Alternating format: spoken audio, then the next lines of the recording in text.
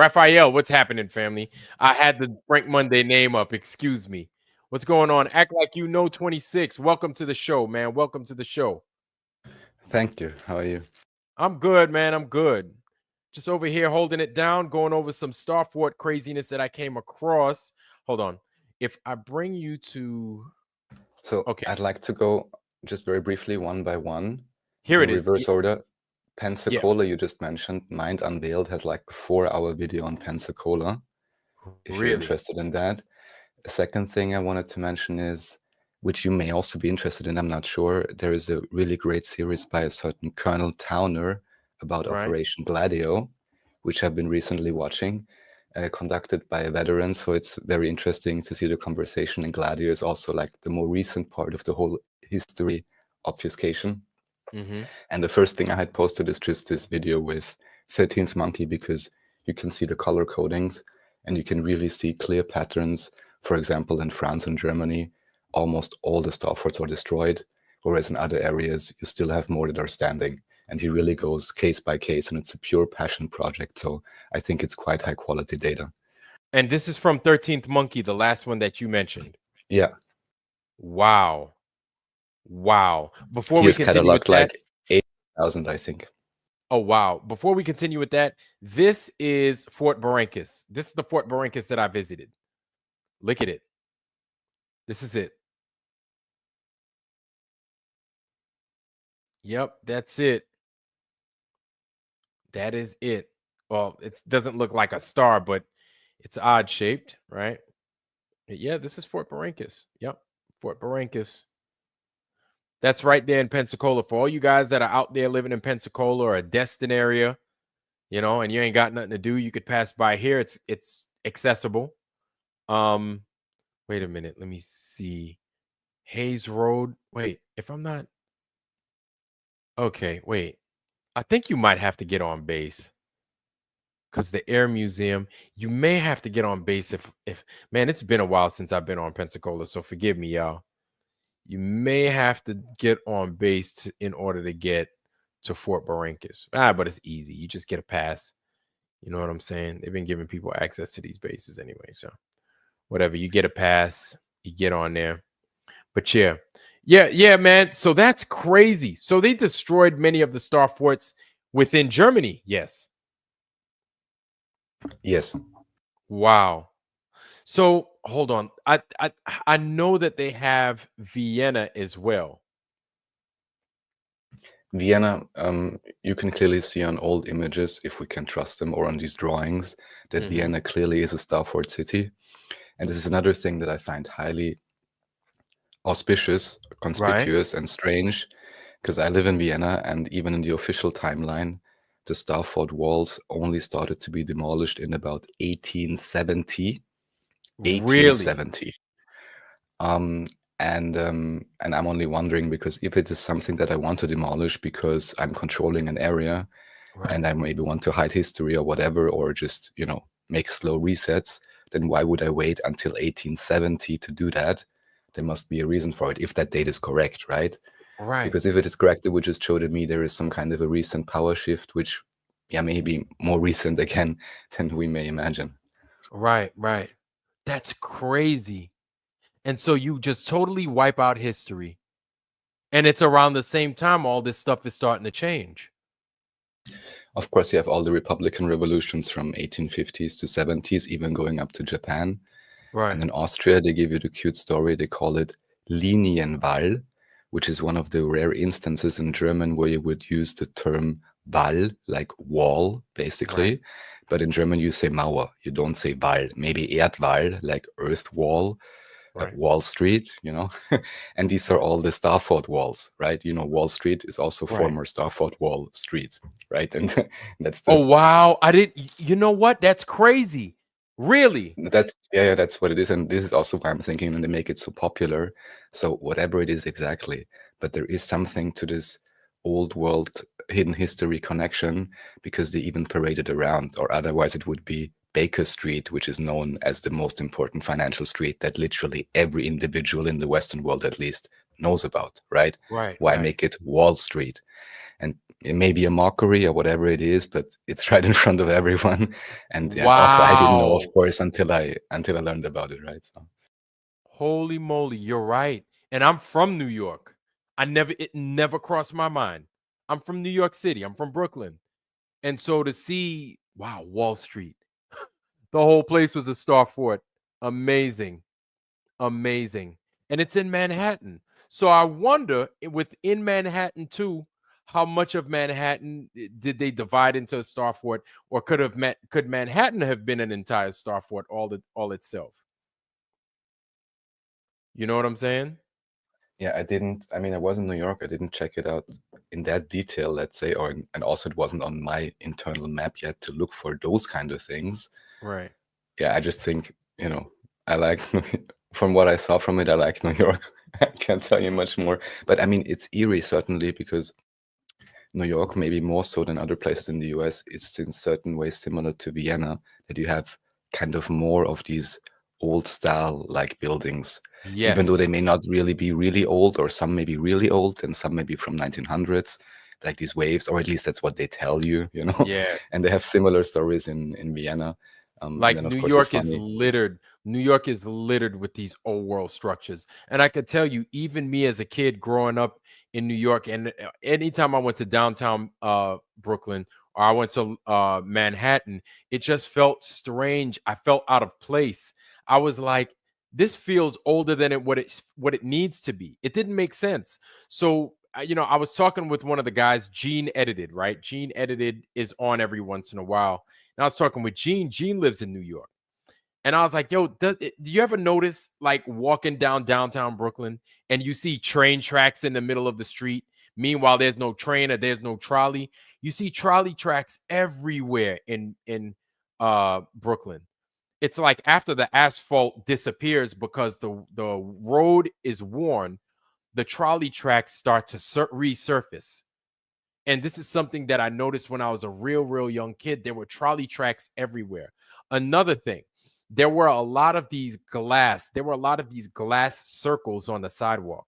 Apparently, they let in light to the underground of New York that not too many people are familiar with. There's an underground in New York. There's an underground in downtown Brooklyn. There's an underground potentially in Manhattan that a lot of people ain't privy to. A lot of people don't know about. Makes you think of Futurama. Oh wow. Oh, now you bringing it back to Futurama. So, are you familiar with this place, Peter Plotz? Peter Plotz, pick a Somewhat, pocket, pickle somewhat. peppers. Okay. All right. This looks like this is old world. You got this dome structure up here. I Wow. mean, if you want to do this, maybe zoom out a little bit. Are you on Google Earth or something Yeah, else? I'm on ArcGIS. Okay, because this does not have Street View, I guess. Or does it? No, yeah, because look at that. No. So if I go to Google Earth will give me Street View. Only because then if you go on certain streets like Ringstraße, which is like the street surrounding the first district, you could literally like walk around there and you can see what I can see, which is Wow. like there's old world buildings left and right, basically. In Vienna, especially, there's certain places where it's crazy. Yeah. Wow. This looks like one right here, right there by Josef Meinrad Platz. Okay, maybe that's not one. Maybe it is one. I guess it's a little bit different looking at it from this perspective. And here's another one. Looks like it has another dome right there on Bergring. Yeah, these are museums Yeah. today officially. But yeah, Today. it's huge. Yes, Yeah. yes. Mm-hmm. Then you've got this little square right here. Hold on, let me show you guys. Sharrington, 35. Real quick, we're going to jump to Paris. And wow, I did not know we had somebody in Vienna that lived in Vienna that was here on this channel. That's amazing. I've always wanted to visit Vienna, never visited Vienna, but wow, it's just littered with old world, huh? So I also have an old map of Vienna as well. that I took pictures of while I was in the map center in Stanford University, and they showed Vienna had a lot of starforts too. Are they still there?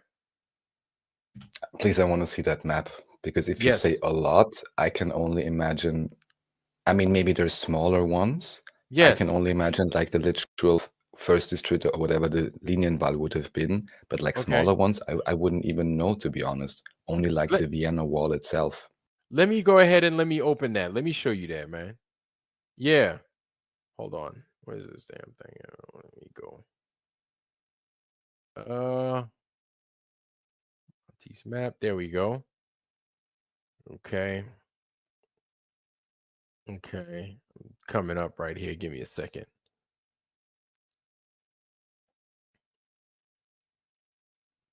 Okay. Okay. Okay. I think that's it. No, there it is. Okay, cool. All right, let me share this with you. Boom. Okay. I'm going to present that. Present. Boom. There we go.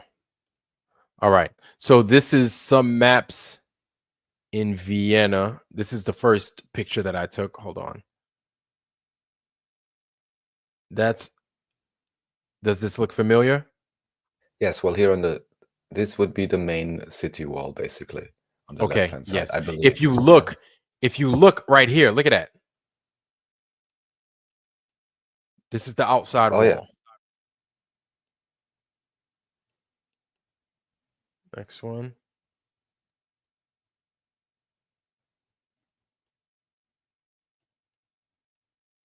Here's more. Right there. And let's zoom in. Look familiar? Off Yeah, so the den only thing I'm not fucking Merc. of the Hohen Markt. That's interesting because it almost says Mark, but it should be marked like a market. But you know, these Oh, terms can also change over time. Hoher right. Markt. Saint Stephen. Stepstone, yes. So the only thing I'm not sure of, maybe I can tell more when you zoom out, is whether there are actually two Starfort lines, because one is surrounding the first district. Ah, see? Yes, yes. And there's two actually, Oh, or one there's within a Starfort, you mean? yeah, or like two layers, as you can see, like inner and Right. outer triangles kind of thing. Yeah. Yes, like right here.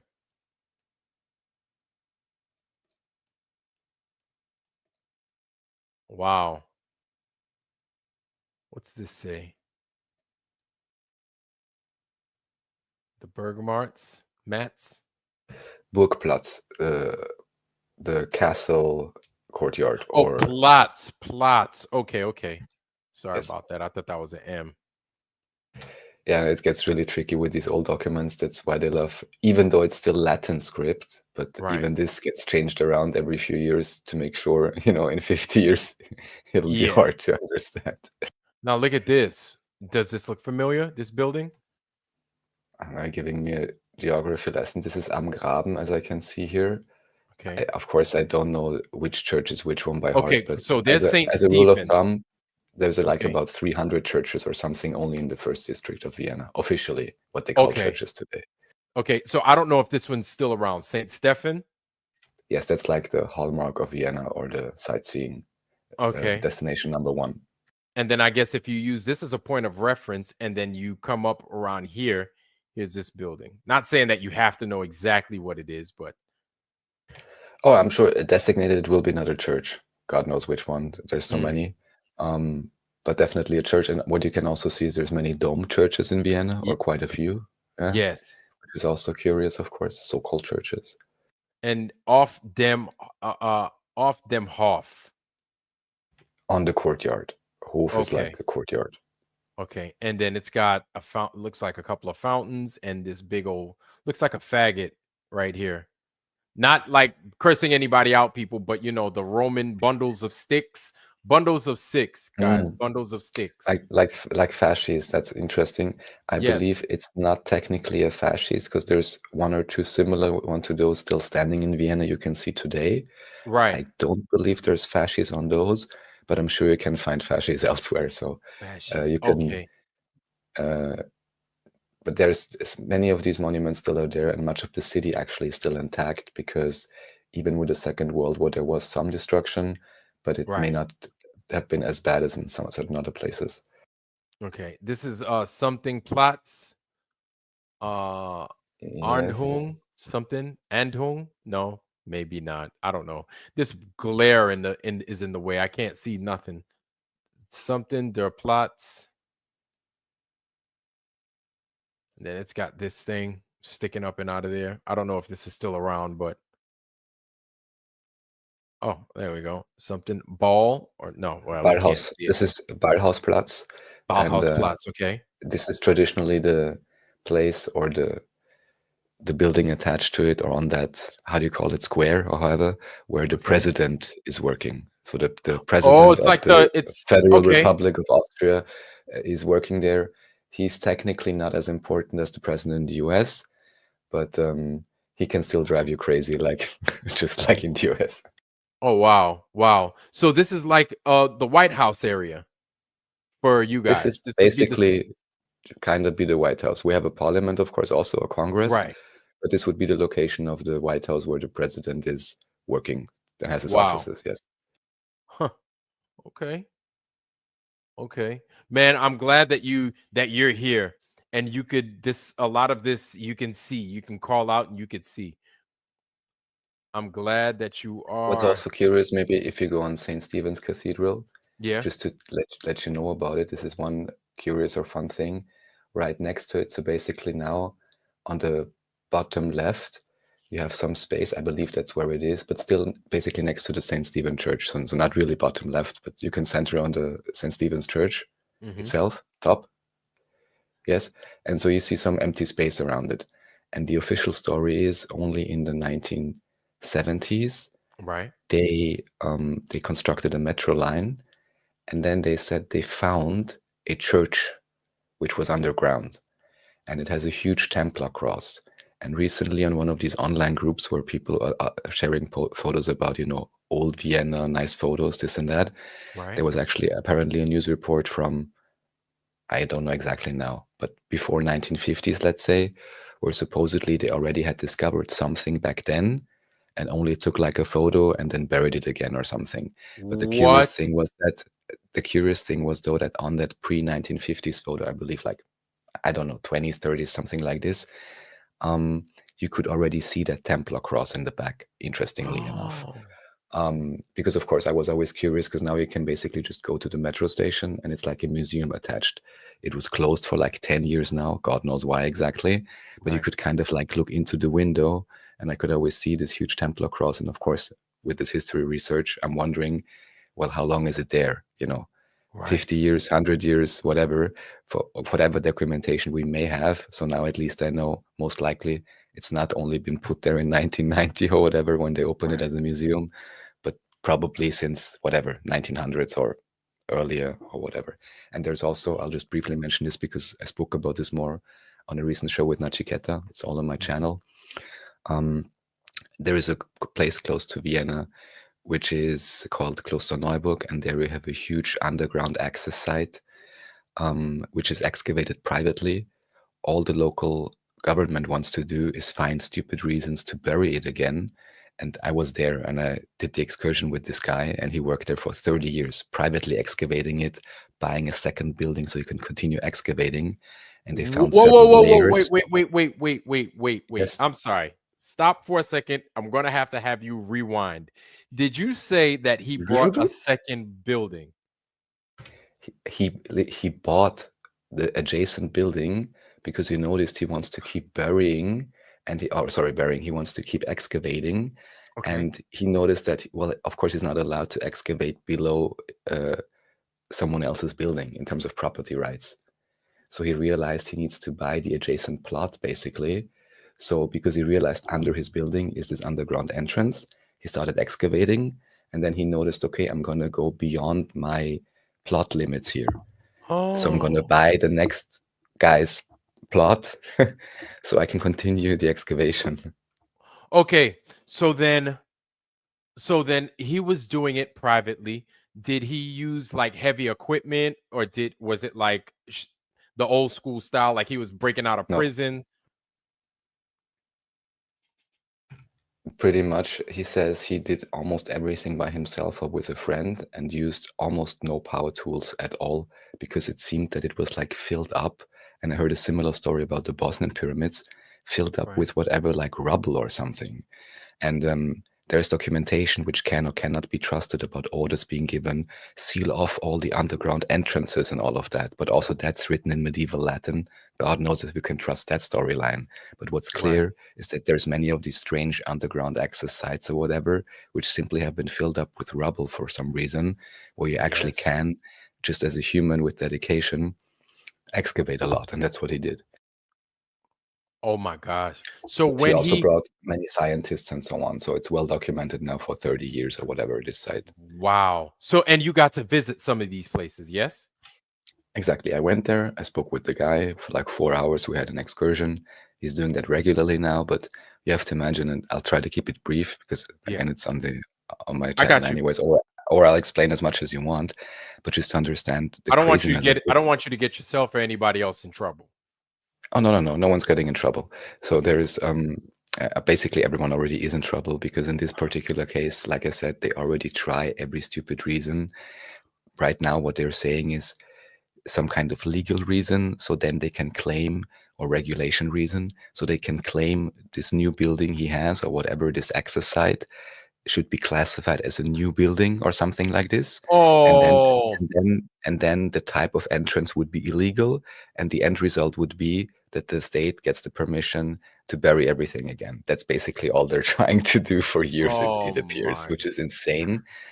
And then because he had all of these researchers there, and some of them managed through some, let's say, academic trickery to properly document things. But generally speaking, most of the things he found, some he calls Roman, which I don't believe in, but let's Oh, say a few hundred years ago, right. even he found apparently this like caustic, which is like the floor heating system or something like this, and they literally Oh. removed that. So that seems to be a real thing. But then even further Now, below, I'm sorry to interrupt. yes, Was the floor heating system, was it a geothermal type heating, or was it was just unconventional? I think something with water, to be honest. Okay. Okay. Go ahead. I didn't Keep ask going. I'm sorry. in I didn't mean detail to. about that. But anyways, there's even deeper layers lower where they say it's prehistoric. They say it's maybe about 8,000 years old, and you find things like something which looks like operating equipment for surgeries. Oh. And what's certainly strange, because I'm very wary on all these dating mechanisms and so on, even had a short discussion with the guy about it, although he agreed that carbon dating generally is not reliable. They Right, developed right. Yes. they they I agree. developed a different dating mechanism. I'm not sure if I can trust that different dating mechanism, but the overall point remains, which is the way they're honestly localizing it is in around a time frame about 8,000 years ago, which they would attach to something which would be called Danube civilization or Donautal civilization, Danube Valley civilization. But the thing is, any scientist who went there, did proper research and documentation and so on, either they got kicked out of academia, got their funding reduced, and all of that, because there is an official or half official guideline from the European Union, which is if you want to apply for any research funds and you are even just thinking about labeling anything Danube civilization, Oh my God. goodbye and good night. You don't even have to start. And there is even one case of a guy who was a scientist and now is selling insurances or whatever. And there were like photos of him 20 years ago at that site doing excavations, diligently trying to bring something out. And just to give one example, because there's too many, there's particular magnetic sites there, which you can still sense. There is stuff like a bone, which is humanoid, but certainly not human. There's What? operating equipment with an alloy of 15% aluminium, which technically is something that we cannot even produce today, aside from the fact that, 15%. What's it yes, mixed with? Like, what's the alloy? I'm sorry, I don't have it on file. I just remembered that 15% is a density of aluminium alloy that we generally would not have or are not even able to produce today. Aside from What? the fact that aluminium was only officially invented in 1850s, when everything was invented, right? And this certainly appears to be Oh, older, right? And there's even quite a few more artifacts, and just taken in totality, it's just clear that this is not, supported by the state at all. It's not exactly clear if all the remnants or all the documentation found is genuine, because the documentation was related to the local abbey, where the excavator then privately had good connections, and then they were able to basically look at these medieval Latin scriptures. But even here, I would say we don't know if they maybe were forged up 100 years ago. We cannot say. But what's clear is after the old abbot archivar died, the Vatican did another check, and then they were like, oh, okay, actually, please give all the documentation back. We don't want to be spreading it too far and wide. Oh It my seems to God. have been some sort of a ritual site, but what's really, I'll say two more things and then I'm done. Right. One thing is with magnetics, so you can really go to certain corners there, and they say in the documentation, you put your arms there, and supposedly then an organ or something may start buzzing, and this would indicate that maybe you have some certain weakness there. Or a different place where you can stand and you feel lighter. And supposedly this place was also used for conception and birth and bathing, at least for a certain period of time. And we had a Oh, woman stand in that corner, and she just said, yeah, I'm feeling lighter or whatever. So there is magnetic occurrences which we can verify today just by going there.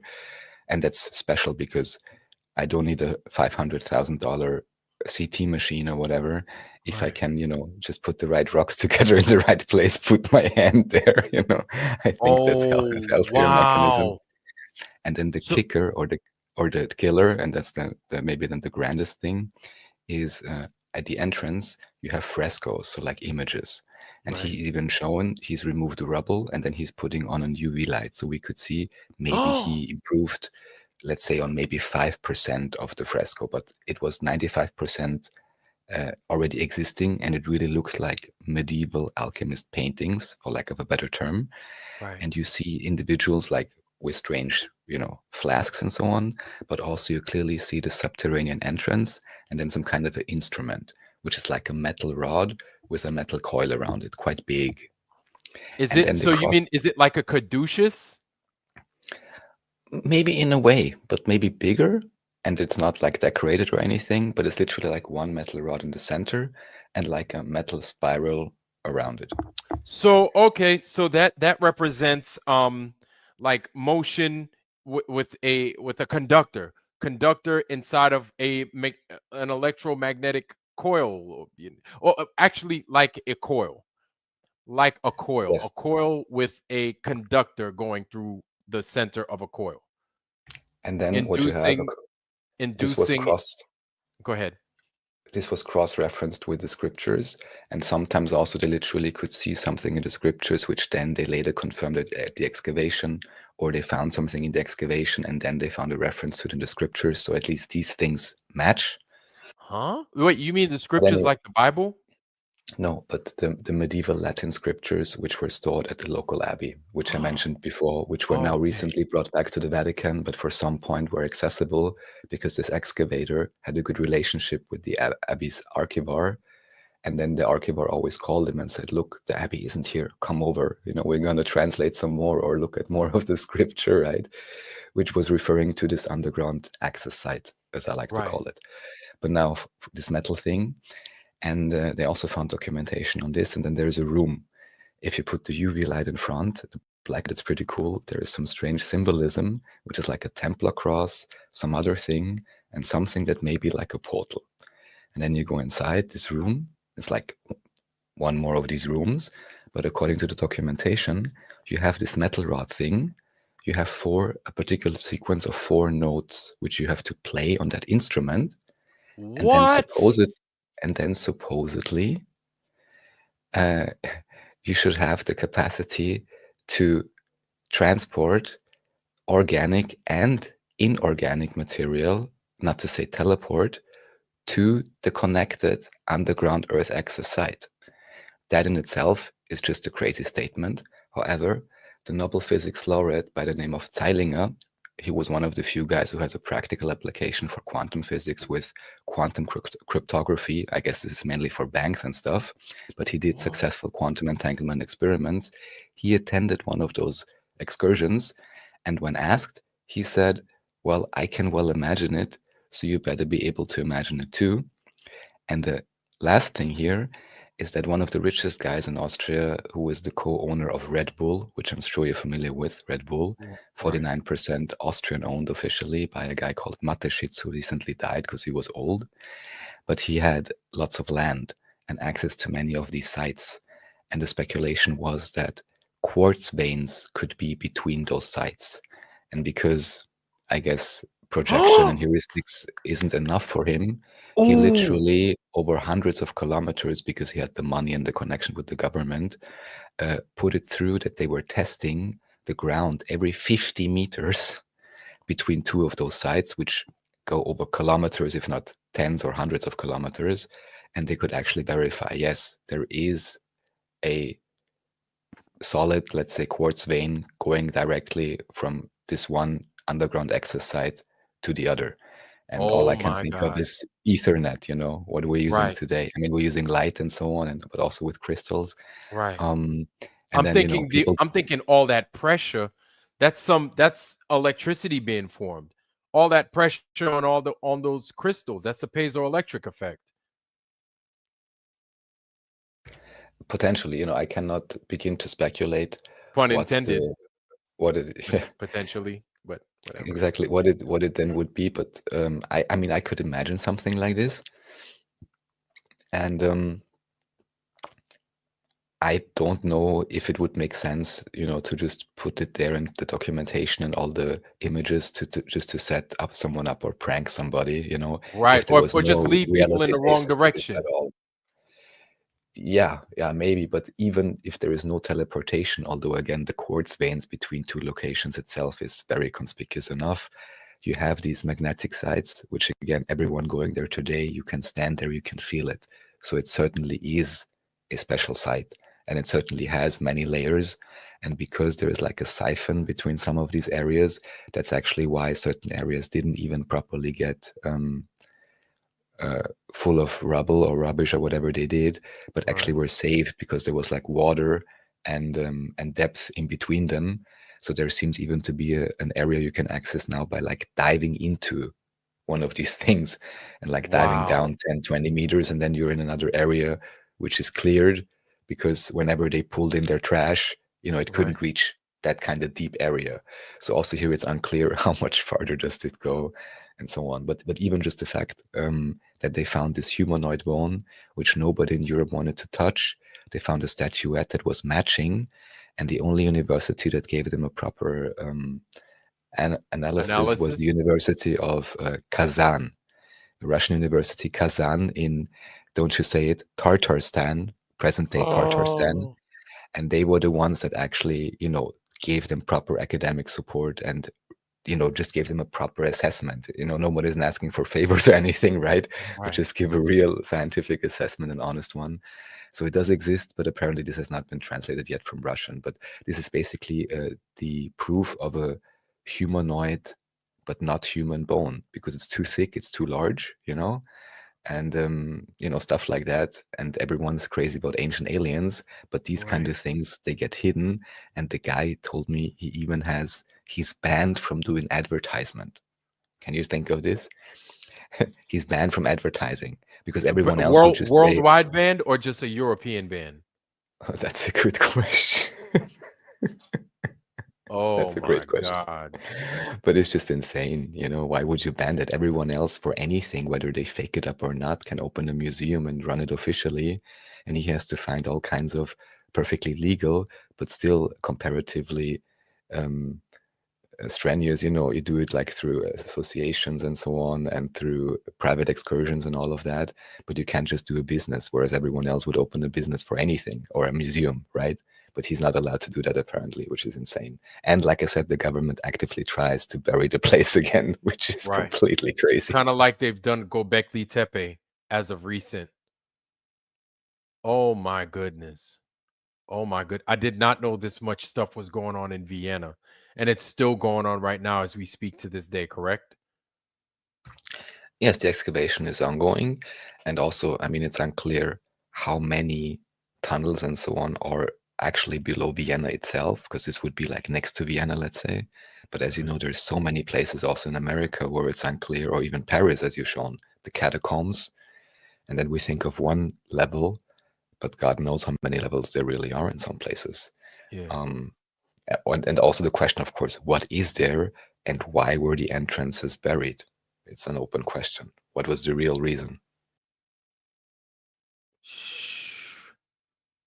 Damn. Damn. Well, it's a godsend that this guy's over there doing these excavations. So I wonder when does he maybe I shouldn't ask this question. Yeah, I'm not gonna ask that question. Just ask.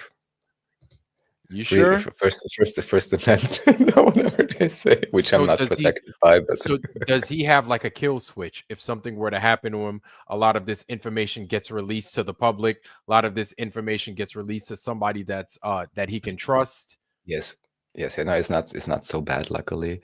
So the thing is, in certain ways, he cannot really, I guess, go on tour himself, even Right. just for economic reasons, because he's even a biochemist himself or something like this. I guess making good professional work and earning good money to be able Right. to fund this, right? And have a Yeah. family and everything. I mean, it's insane, right? Right. Um, um, but aside from that, I don't think there is like this type of a threat situation. It has been documented in several books, although even here, also with some academic support, even from one guy from Austria. I just mentioned it in the Right. chat, Dr. Kusch. So it is documented, but even Mhm. here you have two editions of the book. One is the public edition, and you Mhm. apparently can buy an edition at the excursion with like 50 extra pages or something, which were pages that someone didn't want to have put in the public edition, right? Stuff like this, which is it's just ridiculous. And whatever there is exactly, but it just shows us, honest people interested in things. There's too many factors which should just be, properly investigated, nothing else. But Right. then having all these power groups, whether the church, quote unquote, the government, or Yup. whoever else, crazy Yes. people, It's so you know trying to what? stop To it s instead of saying, "Oh, here, have 10 millions, please. yes. Let's find To out more see about them the history of it," right? scramble is like all you could do is sit back and just look at them scramble trying to hide it. And you like, look at you. You guys are so fucking eager to hide this stuff. Like, what's wrong? What is it? What's really going on? So then what does it do to the public when they see when they see the government acting like this? Well, the joke is, I guess those individuals that know about it and have access to it would be more those that are, open-minded and so on. And for them, it's more like, yeah, sure, the government is hiding. I mean, one story I told Nachiketa, because we were, of course, chatting amongst the group during the excursion or afterwards. And one guy said, "Oh, if I only had known about this stuff and all of this, because years back I was working as an electrical engineer in Vienna Mhm. and I had certain keys or something." And he said that the lowest level that he got to was level minus 33. Yeah. So over 30 levels down. And he said he had to walk like over half an hour just the stairs down. Yeah. So, What? so it's, yeah. And people don't, really know about this or consider it. I can't believe it goes down that far down. It goes down that far deep. And that's what a civilian had access to. I mean, you've heard about all the dumbs and so on, of course, right? And I'm sure half of it may be junk conspiracy, half of it I'm sure is real with the underground military bases and so on. Oh, yes, yes, yes. Um, And then the tunneling systems and everything. Right, right. there's something to it for sure. And all I want to know now is how high do you have to be in the Illuminati, to say the term, to have access to the underground maglev system? And then how high do you have to be to have access, if they were managed to salvage or reactivate it, to whatever quartz teleportation system they may or may not have? Oh my goodness. Oh my gosh. That's wild because we've been working well, I say we, I'm talking about the government. The US government has been working. It's funny. They've been working on a highway from the US to Haiti. Do you know where Haiti is?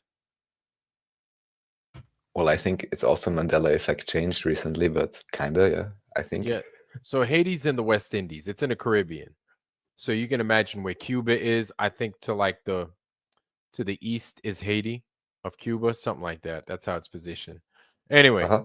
so the US managed to make a highway from, it's like an underground tunnel. It's like the Holland Tunnel from Miami to Haiti.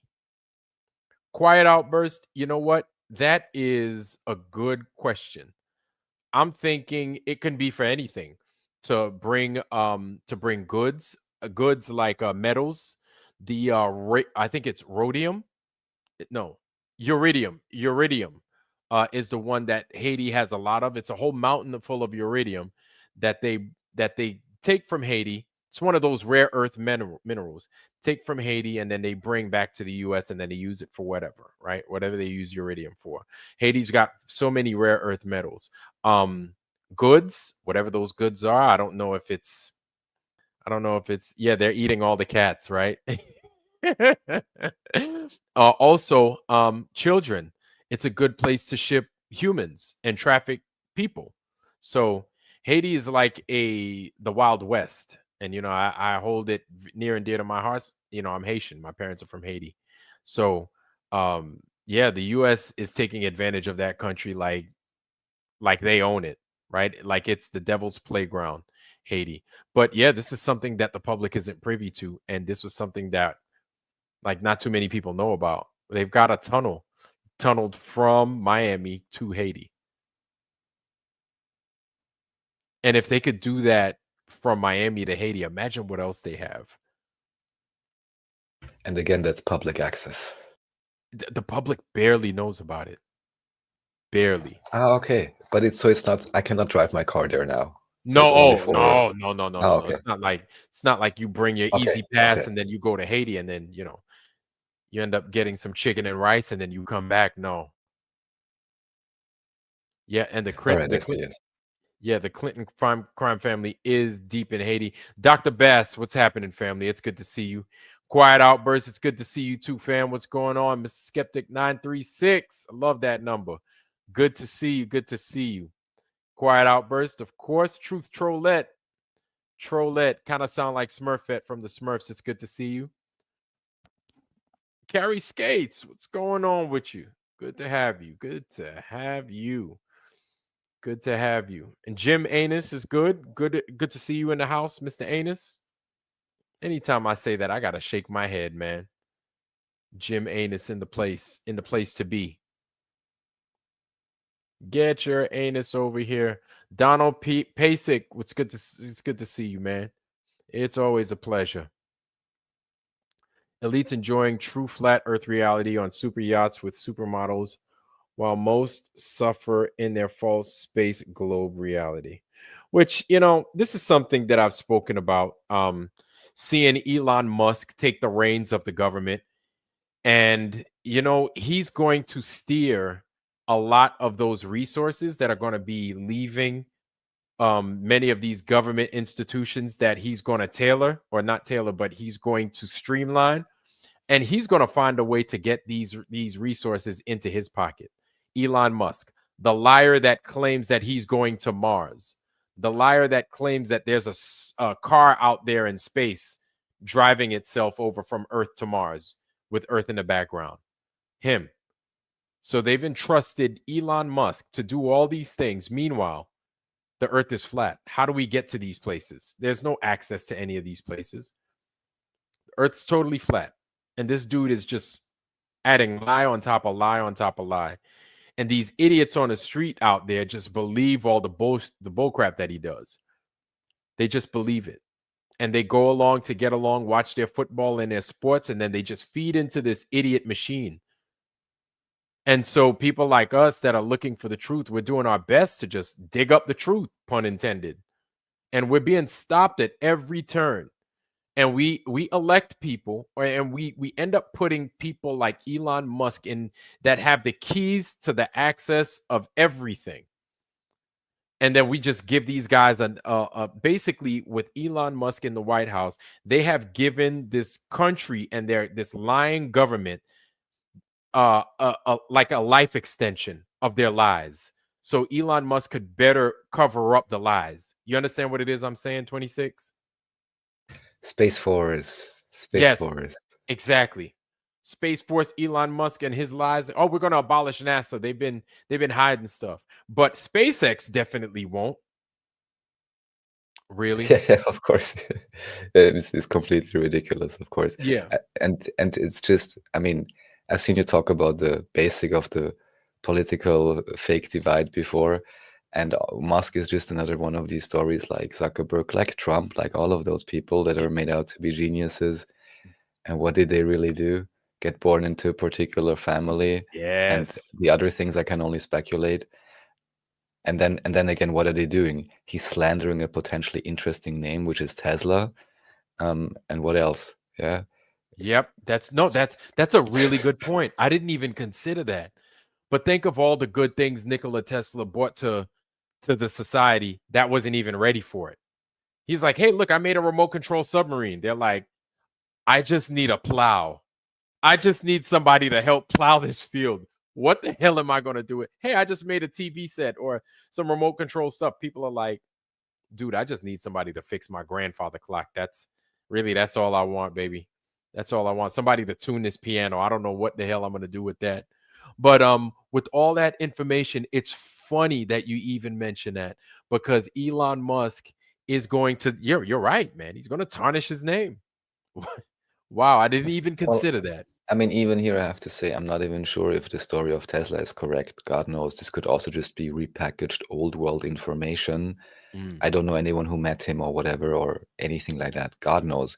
But even just the associations people have with it, electricity over distance, self-driving car made of hemp or whatever else crazy things he did, and I'm sure right. many more interesting things, death ray even if you want. Earthquakes, Um, death rays, yeah, shaking but people to where they piss. Yeah, he was good friends with weather weapons, and this yeah, would all be things that people otherwise would associate today with the name Tesla and maybe start thinking about. But now when you say it, people think of Dogecoin, yeah. congratulations. Exactly. Things Die that of it successful. almost seems as if he's being it's like a big sarcasm to Elon Musk, like a big joke. You understand what I'm saying? And I'm looking at him and I'm like, is Dark this guy matter. for real? Like I'm like, is he for real? It's like he's taking all this stuff and and turning it into some kind of sick joke. He's like a big child with access to everything. You understand what I'm saying? And I don't know whether to take it or him seriously. Well, I'm at the stance by now that I do believe that 95% of top level politicians, economical industrialists, and so on, in the end are actors, especially if they are visible Mm, to the public. mm-hmm. I'm just meaning that he has some money and all that and some access or whatever, but he definitely doesn't have the access and so on that he's portrayed to. This is the old idea of the class out of sight, top out of sight. I Mm-hmm. once read this in the socioeconomics book, but I think it's basic psychology. If you really got the goods or whatever, do you want anyone to know about it? That's Nah. true. You hire someone to manage your brand, just like you hire someone to play Putin for 10 years and then someone else just to keep the brand, or Biden or Oh, whatever. With wow. some guys, it's really, I would have hard to imagine that this is only cosmetic surgery because they look so different, but you just need to manage a brand. And I'd rather do that as an industrialist than put my own face there, unless I have such a grand ego, but then I'm probably not that high up the ladder anyways with Yes. this particular behavior, because that's not safe, right? Right. Basics, right? Holy moly. That's true. That is true. So we have somebody to attack, somebody to blame. And those guys could be like, well, thank God we're not up there getting attacked. And it's them. If it even if that ever were to happen, yes, but that doesn't even happen because apparently many people are so peaceful. So even that you have to stage, you know. Yes. Yep. Yeah, to kind of relieve some pressure. So you have to do something like close to a January 6th for other people that might have had that notion to be like, yeah, not gonna do that. I see these guys like, oh hell no, they had that thing figured out. Like, damn, it kind of crossed my mind. Guess I ain't gonna go storm the White House at all. Good thing they did it, so I didn't have to. So yeah, so I could see people doing something like that, staging things like this, so then it can get it out of people's system. Mm-hmm. Mm-hmm. Oh my God. Well, no, What? what I mean with the J6, I think from the little I understand, it's quite clear the place was swarming with alphabet soup individuals and 100 different very strange things going on. Right. And with the Trump stage, I mean, there's a reason he was a WWE actor or whatever. I mean, I Yep. don't buy any of it, right? But still, it makes sense, create a big event, and now he's Jesus, right? Or whatever. And Yeah. Fake getting your ear blown off.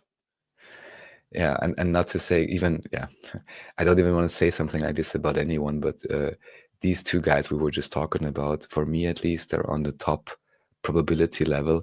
If anyone is crazy enough to keep playing this, whatever, third temple antichrist scenario, whatever it is, I could well imagine those guys actually kind of being part of it, because what they talk about, I don't believe it's a real prophecy, by the way, but it's like a story that's a pattern, or that some Mhm. people are crazy that they want to role play it, and who could bring a great fake peace, and then everything goes completely crazy. Who, if not the peace president, you know? Mm.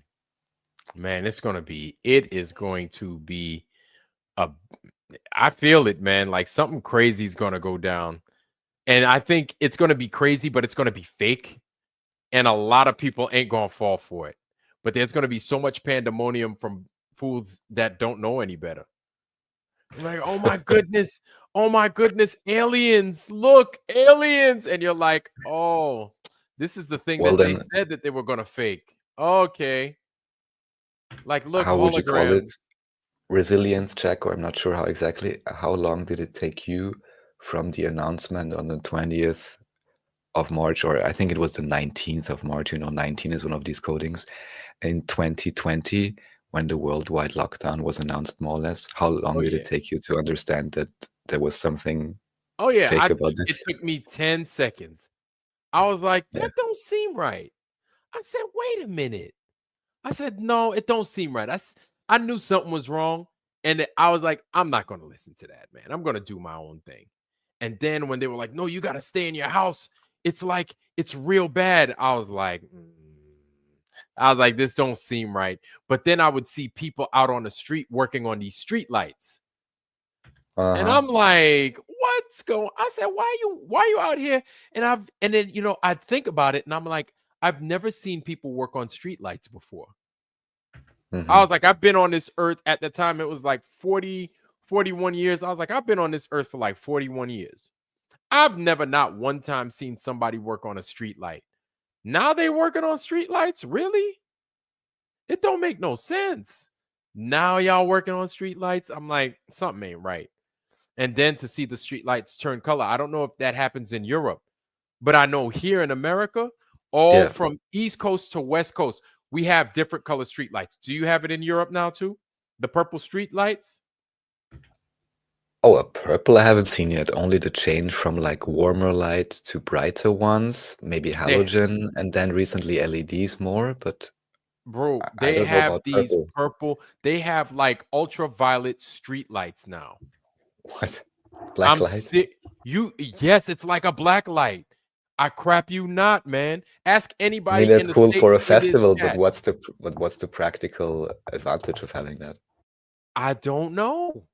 And here's the thing, I did a video on it, and it's a company, and that's the thing. That's what I thought. I thought it was a light that could check to see if you had gotten the cocoa or not. The cocoa. You know what I'm talking?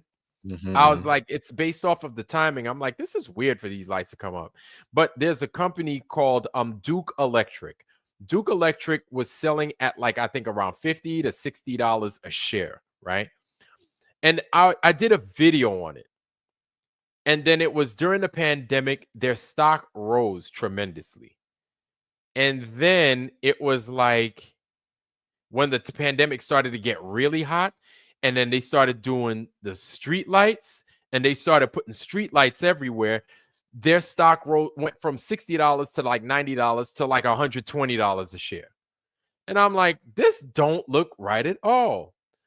And then I'm like, yo, since when is it that you make a mistake and then you get people now want to buy your stock even more? Typically, when you make a mistake and people said, hey, my street lights are changing colors, you know what Duke Electric said?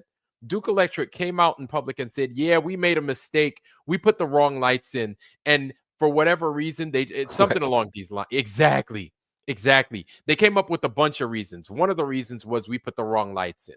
Another reason was, Welcome to oh, government contracts. Your exactly. failure ineffective and you can pay lots of bribes. Well, you Yeah, get more. yeah. Oh, we put the wrong lights in. Our bad. But if you report that your lights change color, let us know. We'll change it out. It's one thing they said. Another thing they said, oh, actually, what it does is it saves you energy. It saves you power. It saves you this. It saves you that. And then I'm like, say it's better for you for these colors. I was like, saves you energy. I was like, wait a minute. How? That's a shorter wavelength. I was like, if you wanted to save energy and you wanted to transmit light, something that could be seen far away, you'd give it a warmer color. You'd give it a lower color. You'd make it orange. You'd make it red. That's why there's a color spectrum there. The wavelengths are a lot longer. You understand what it is I'm saying? So these things could be seen at a further distance, and these things could transmit a little bit further than your white lights or your blue lights. It doesn't make any sense. And then I looked it up. Blue light eats a little bit more power. It uses a little bit more energy than red light does. Naturally, because that's a smaller, it's a lower Okay, wavelength, that's longer crazy because wavelength. I didn't want to embarrass myself with my failure at basic optics and electronics. I just pulled up this picture, visible light spectrum. And here, because I somehow imagine it in reverse, that the red light actually has a longer wavelength than Yes, the it's got a purple longer light. wave. Yes. All right, because then it makes sense because generally speaking, also with electricity overall, shorter wavelength would mean I need more energy, more power, right? And that's Exact. also why Because 4G, 5G needs progressively more power and more towers as well. yes, exactly. More power because it's going to get attenuated faster by the atmosphere, by the ether, whatever this thing is propagating through, whatever the medium, it gets attenuated faster because the wavelengths are shorter and it's a higher frequency. It transmits at a higher frequency. So I'm sitting there, I'm like, that don't make no sense. Why they lying to my face? I was like, I was like, and I'm not that smart. So you just sat here and lied to me. Plus, y'all are getting paid. I said, nah, man, there's something going on here. What's going on, family? What's going on, Hey, bro? what's happening now? How y'all doing this Good, evening? man. I'm good. New coalition. What's good, man? Meet Hey, Raphael. He's in Venice, Vienna right now. okay, okay. Yeah, man. Photocatalyst, man. That Yeah, photocatalyst, yeah. And that's then what it is. yeah, bioluminescent photoproteins are highly reactive to it. Yeah, SM102, which I'm not gonna get into a lot of the coding about the actual biologics of it, Right. but we all know it's not good. Now, what it can actually do, I don't know, but it's kind of weird. It's really weird. Because Yeah. listen, I used to live in Whidbey Island. That's in Washington State. That's on Yes. the other side of this country, right? Right. You've Right. got these purple lights all the way from East Coast to West Coast. Duke Electrics is in North Carolina. They are based in North Carolina. This is a nationwide problem. You know what that could be? Making us look at the focus of the biological anatomy part when it could be if they're spread out that much and ultraviolet is a catalyst, it could be from something aerosol that's energizing it. It might be, yes. Just saying, you never can tell because they all sleight of hand. You know what I'm saying? Yes. So give us a topic, make us focus on that, just like EMF. You know, why do they? Let me ask you a question. This is so awesome that this is coming up right now, Iron, because you're going to see my point. I know you will. What is the one thing about EMF we're told to do? Shielding. That's it. Why is that? To keep from the EMF actually damaging our organs or Okay. yeah. So check this out. I listened to a lecture from the dangerous high levels, Okay. right? And what I found out was when you put shielding up, there's two parts to the wave. When you block the EMF, the sound, the resonance, the vibration increases. And we all know what tuning forks can do. Right. Okay, They so if they you got a they they they, they microparticle, resonate with each other. right? So iron oxide, go look at the foods. It gets deep. I've got personal videos. I got a 2500X OMAX microscope with a Right. 4 objective and a collapsible stage on it. Maybe one night we can just kind of get off into looking into something kind of cool. Maybe I'll come on and I'll put it up on the TV and we'll Right. just see what's in like a Cheerios, kind of cup of Cheerios. Right. And then I get a neodymium magnet with a wooden spoon and like a soda bottle, 2-liter, with cold water. And then I grind it up and I put it down into the cold water, stir it up, and put the neodymium magnet on the side, and do just in 1 cup. What you will see, iron, dude. It's like you can flip the polarity and they self-assemble on top of one another. What? I'm not even kidding, dude. I've had videos in my USB go gray with a question mark on them on my USB.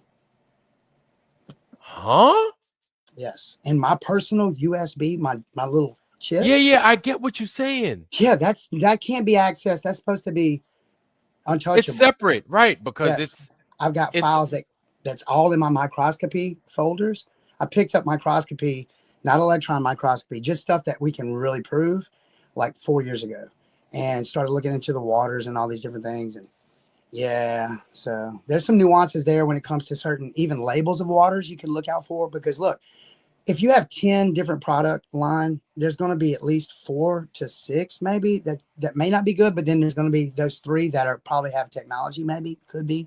Now, not that we're susceptible to it, iron, bro. I don't believe that. I don't believe our bodies are resilient. We're electrical beings, but the average American is on like 12 prescriptions, dude. So that's where the insertion point comes. That's where it comes in at. It's funny. It's true though. It's wild, man. That's how it gets in. Like they throw mad these, and then these prescriptions have all kinds of just crazy metals in them, man. Yes. So what's usually overlooked in health is simply the electricity aspect. Oh, definitely. Dude, I'm doing some research on biofield right now. I'm gonna send you some stuff that I'm learning. Ironwork. I think that you would really, really like find it intriguing, dude. I know you'll like figure it out. I'm figuring this stuff out. I'm with y'all on this. What y'all talking about right now is one of the most intriguing topics, because it you know what this is connected to? The unified expression. Everything is, dude. Even the stuff in the background right there, bro. It's awesome. It's awesome. And we're figuring it out, dude.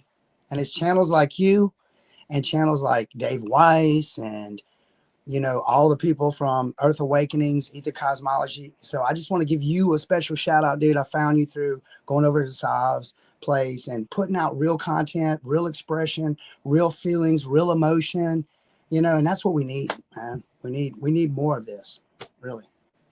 Yep. So, all right. So about this iron again, right? Yeah. So you're saying that, and here's one thing I'm noticing. And Donald Piasek, I see you. Shout out to you, bro, and thank you. Look up Aman Jabi. He will tell you about the lights and other stuff. Okay, y'all see that right there. Right. Aman Jabi. Y'all look that up. Hopefully YouTube don't strike my channel down. I got you. Aman Jabi. Okay, I wrote that down. And then I'm going to check him out here later on. And then he talks about those lights. Okay. Right. So, yes. So it's funny because about this iron, they're starting to say that we need more iron in the food. We need more iron in the food. And I'm like, I'm not anemic though. What do I need more iron for? Like I eat plenty of greens. I eat greens. I eat leafy greens. I eat like 2 salads a day sometimes. You know what I'm saying? Like what they talking about? That's ferrum 2 though. Okay. Ferrum 2 is what's a natural source of iron at the okay. But this is black oxide. This is something totally different. This is it's not what's broken down inside the food. No. It's like an outside shaving iron shaving. That's it. Yes. And it's put in not just to get us sick. It's a double whammy. They don't have to make as much flour because of weight. Excuse. But don't get me wrong, isn't this an old thing even? Like additives and dialogues and stuff? I mean, part of it at least, yeah. to Not the to downgrade what you're saying, but everyone should have used a fellas. magnet on their Remember the flakes a Aura long time fellas? ago. The who? The Aura fellas. Oh, okay. The Aura fellas. So I'm trying to talk some code. But yes, he said that we'll humanity with nanoparticles. Yes. I'm gonna find it. That's It's in a right. paper. Yeah, it Dude, says actually his voice too saying it. you They want to got a know something? recording of it. You want to know something? When I saw that Iron Man movie where Okay. it was like where they had the nano suit and all that, I was looking at it, I was like, I bet you Yeah. they got that already. I looked at it and it came out in like 2012, 20. I said, they got that. I said they putting, Self-assembly. I was like, yeah, I said they doing something. I don't know how, Yeah. I don't know where. I was like, but this is out on the street somewhere. It's gotta be. I gotta It's ask you gotta a question. be. Listen to this. Think Yeah. about this one. This is like using Occam's razor. I just learned what Occam's razor is, right? Most reasonable explanation without adding to the theory. Now think about this. Can we make a needle tiny enough to put a whole grid of something on a chip? Or A did they really grid. find some type of field of energy that can reduce matter? Because some of these chips, I know they put it through liquid plate emulsions and they can cause these reactions to do this. But even to know what the systematic circuitry of all that means is beyond us anyway. But the whole fact of the matter, I've seen these microchips though, Iron, and it's like, there's no way. There's no way. There's no way. There's no Bro, way. they put them. There's It's like they put them on a needle, on the head of a needle. I don't know yes. how the hell they do it. And And I've I'm seen like, they're like, oh, we can put these in cells now. And I'm like, huh? yeah. And then the actual compartments, if you compare it to a regular one, it looks just like it, but smaller. So I'm just saying, they've been fooling with energy, frequency, vibration ever since Nikola Tesla and before. So I don't know, but it's assumed thought that they probably can do something, but I don't know. As of reducing matter, I don't know. It's a pretty weird kind of idea.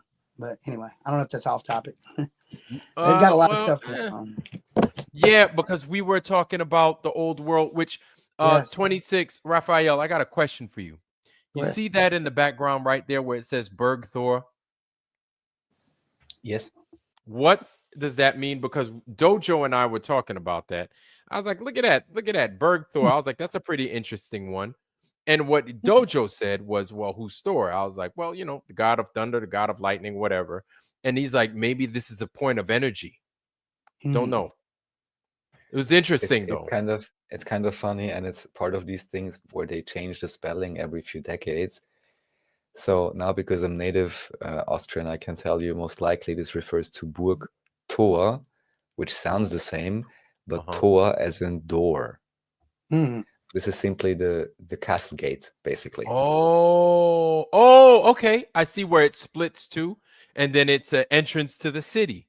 All right. Oh, what I want to say, and what I always found, I mean, it's really appealing if you go through these kind of streets.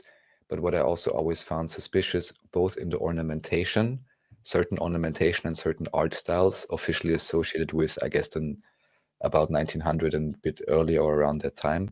But even just supposedly, let's say, quote unquote, imperial style gardens, even if you look at them from maps or something, it often looks like magnetic patterns, basically. Also, much of, as I would say, like old world pattern inspired decoration, even on cutlery or whatever. And when I look at it, I'm like, it looks like magnetic patterns. And often it's made like as flowers or something, but still the way it's shaped and so on. Oh, and you're the way talking about like a lines. toroidal, like a toroidal. Yes, yeah. A Along those toroid. lines, yeah. Oh yeah, the whole structure is functional. You can believe that. You're right. I think you're onto something, because you can look at these different structures in New York right now. And they look. The most weirdest thing is they try to hide these structures, Iron, with just these modern, just like low end buildings, and they stick out now Put like the bank in it. It's crazy. And so these structures actually are functional. Like the organs inside are inside the wall cavity, and it resonates with the structure, dude. I think they produced energy, actually. Yep. Man, this place just keeps getting funkier and funkier to where, you know what it is? This is what it is. It seems weird, but then it makes sense. I That's don't know right. how to make that I get make sense, but it's right. I like, get it. oh, Truth it's like speak. it doesn't Yeah, make any sense, but you're like, it they does. found a way to Let me use nature. That's tell you right. Because something halfway secret before I huh? forget. Yeah, go ahead, So, tell us. a dear friend, researcher of mine, was at a conference recently, and they had some private demonstrations. Hmm. Because my current working thesis would have been, okay, you have these so-called churches. They are, of course, with the organs, frequency healing, and so on. Right. You have quartz in the stone, magnetic. There's can be 100 things, even though it may well be that many of the stories for modern Gothic churches got added on later. There's a whole conspiracy about that, and the decorations, of course. But what Right. you have usually is you have water down below, the so-called cisterns, right? Yes, yes, yes, yes, yes, yes. Keep Yes. going. And Keep going. I want to what add my on to that. Go friend ahead. saw at the conference, I he joke. got the live demonstration, and the guy, when you meet someone, you can kind of tell is someone legit or making something Right. up. Right. And he showed apparently them. I'm not sure if he saw that demonstration, but a different one he saw, and this one maybe also, where basically what you do, you have a tungsten. It's called tungsten, right? Yeah, Wolfram in yeah, yeah. German. Strongest The man. symbol is W. Yeah, They got you have tungsten a inside light bulbs. Yeah. you have a tip of tungsten, and maybe there's some other metal attached to it or something, but it's not much more, and that's only a catalyst. And basically it just puts that into water, Hmm. and then the water starts heating up like crazy. And the guy What? himself could only do that for maximum 8 minutes, because then the water would have gotten too hot. Because otherwise I would have said, no, you talked about energy. And then I would say, from everything I learned from David Hume Jr. and all the research I did, my best bet would have been something along the lines of, for lack of a better term, low voltage nuclear power plant type. Simply, what I mean by that is simply using water as energy, yeah, or Vibratory. using water somehow to create energy. And if Okay. that is true, that right now a civilian in Europe can use some kind of metal and make water heat up like crazy, by I guess by some reaction or something, I guess, which then maybe makes the water give off the energy. But from what I understand, it requires no very fancy machinery or anything like that. um, I'll have to ask my friend again, and I can tell you the experiment in So a bit more detail. But if that is possible, then we can imagine how you could have a water turbine or whatever it would look like then. God knows how right. it's transferred, right? So I know in circuits they have like bimetallics that you could put these two metals together, and then they serve as like a fuse. As soon as the system reaches a certain heat, right? They separate, and then your circuit shuts off Hmm. until it cools off, and then they reconnect. I forget the Right. name. It's like a bimetal, and so the symbol is like a C, a backward C, a C, and a backward C. Like I'll You, find it. you're thinking of a method? The method to doing it is what you're looking No, for? no, not the method, but Okay. it's so I'm wondering about these two metals Okay. that maybe they connect, maybe they touch each other, and then they heat up in the water. Is that what happens, Raphael? From what I understand, there's not actually any other metal added into the water. Okay, From what I understood, the only connectivity to any metal is this like tungsten tip. it's just a tungsten. Okay, I And thought you maybe said there there is was some So other configuration which I now don't have on amalgamation. file, but I'll right, ask my Yeah. friend again next time, and Yeah. to tell me in more detail the steps or Right. everything that he remembered, right? But basically, all I'm talking about is if there really is a low tech, let's say, version to heat right, water or to have water make release its energy, right. then I can easily imagine all kinds of power plants on all kinds of tech levels, because that's would not be too hard to do, right? So. Whoa. If you take water's frequency and then you add another vibration to it, and then a conductor that has a certain frequency. Whoa, that's probably, I'm just now, that's an assumption, so I don't know, but that Well, seems I right. know.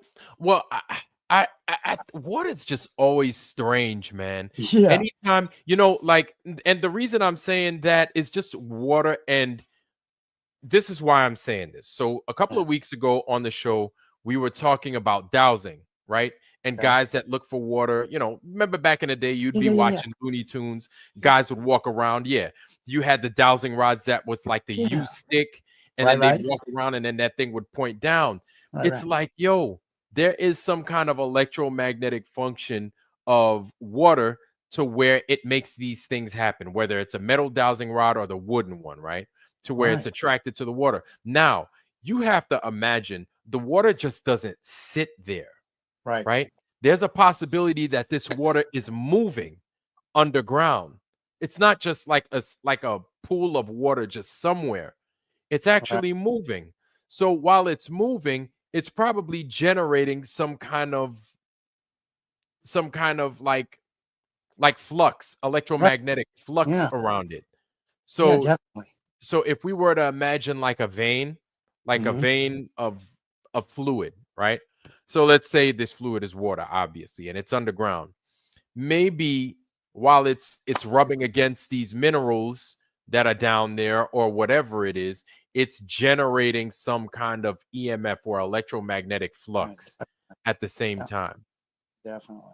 It's crazy because now it's Alchemy. funny that you see a lot of these cathedrals, right? Yeah. You see a lot of these things where they're sitting right next to the water. So I'm wondering if even below these cathedrals, these old cathedrals, there's a certain volume of water that runs either parallel to them or underneath them or something. It runs around them, because even if you look at Notre Dame, Notre Dame sits inside the Seine River, right? And Notre Dame, the Seine is already running. More than like that water just doesn't sit there. That water actually moves. So I'm wondering if Notre Dame was like a powerhouse. It was an electrical powerhouse, more than likely. Right. Man, this stuff just gets weirder and weirder. But I think I know we're brainstorming, but I'm starting to wonder if we're getting anywhere. Like I feel like we are. I don't want to say that we are, and then it's like we've got a bunch of puzzle pieces and we don't know what the final outcome is supposed to look like. But at least we've got puzzle pieces. Now, my question is, like, what do we do with them, right? How do we arrange these puzzle pieces so we can finally get some kind of outcome for something to make sense? Because I wonder, is there something that we're missing? Or are we looking at certain things incorrectly? And if that's the case, what do we need to discard, or how do we look at things different in order to get a different outcome? Right. Yeah, and see, those are the type of questions that gets answers. You get what I'm saying? Yeah. That's called using logic, thinking logically, contemplating the collective, coming up with maybe some type of assumption. But if more than one person can assume the same thing, honestly, then we should look at it. Wouldn't you say, though, Iron? About Like just about, like, you come up with, like, so if you start looking at these, let me give you, for instance, I saw one of these cathedrals. right. If I'm not mistaken, it may be in Houston or New York. Okay. And the one in New York looks like it's not a problem, but they were reconstructing the back of it.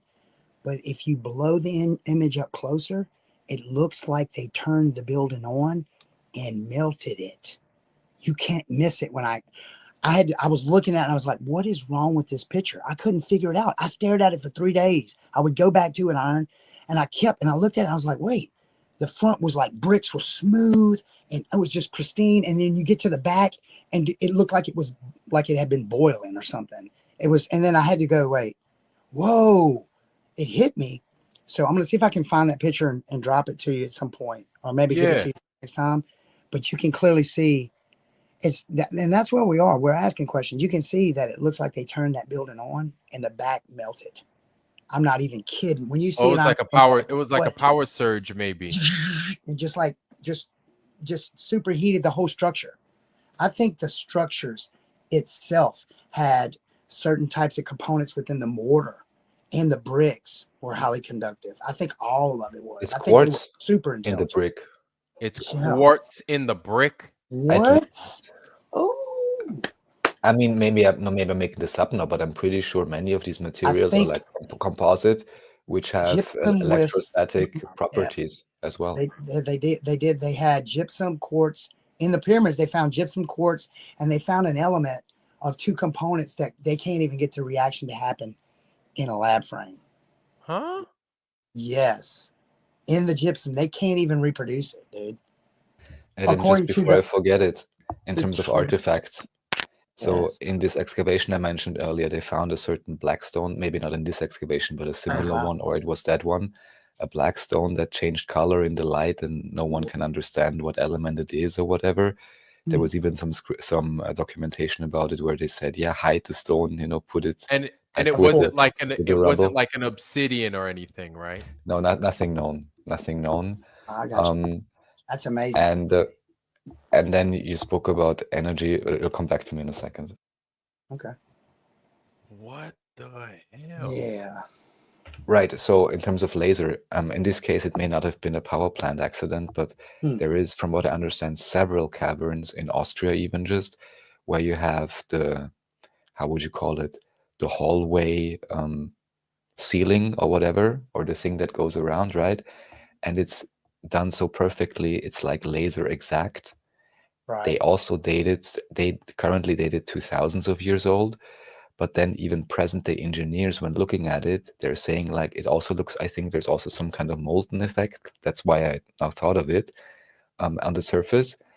But also they say it's made in such an exact fashion, even engineers today would have trouble recreating something like that. Yes. And these are, again, strange underground caverns, which are supposedly thousands of years old.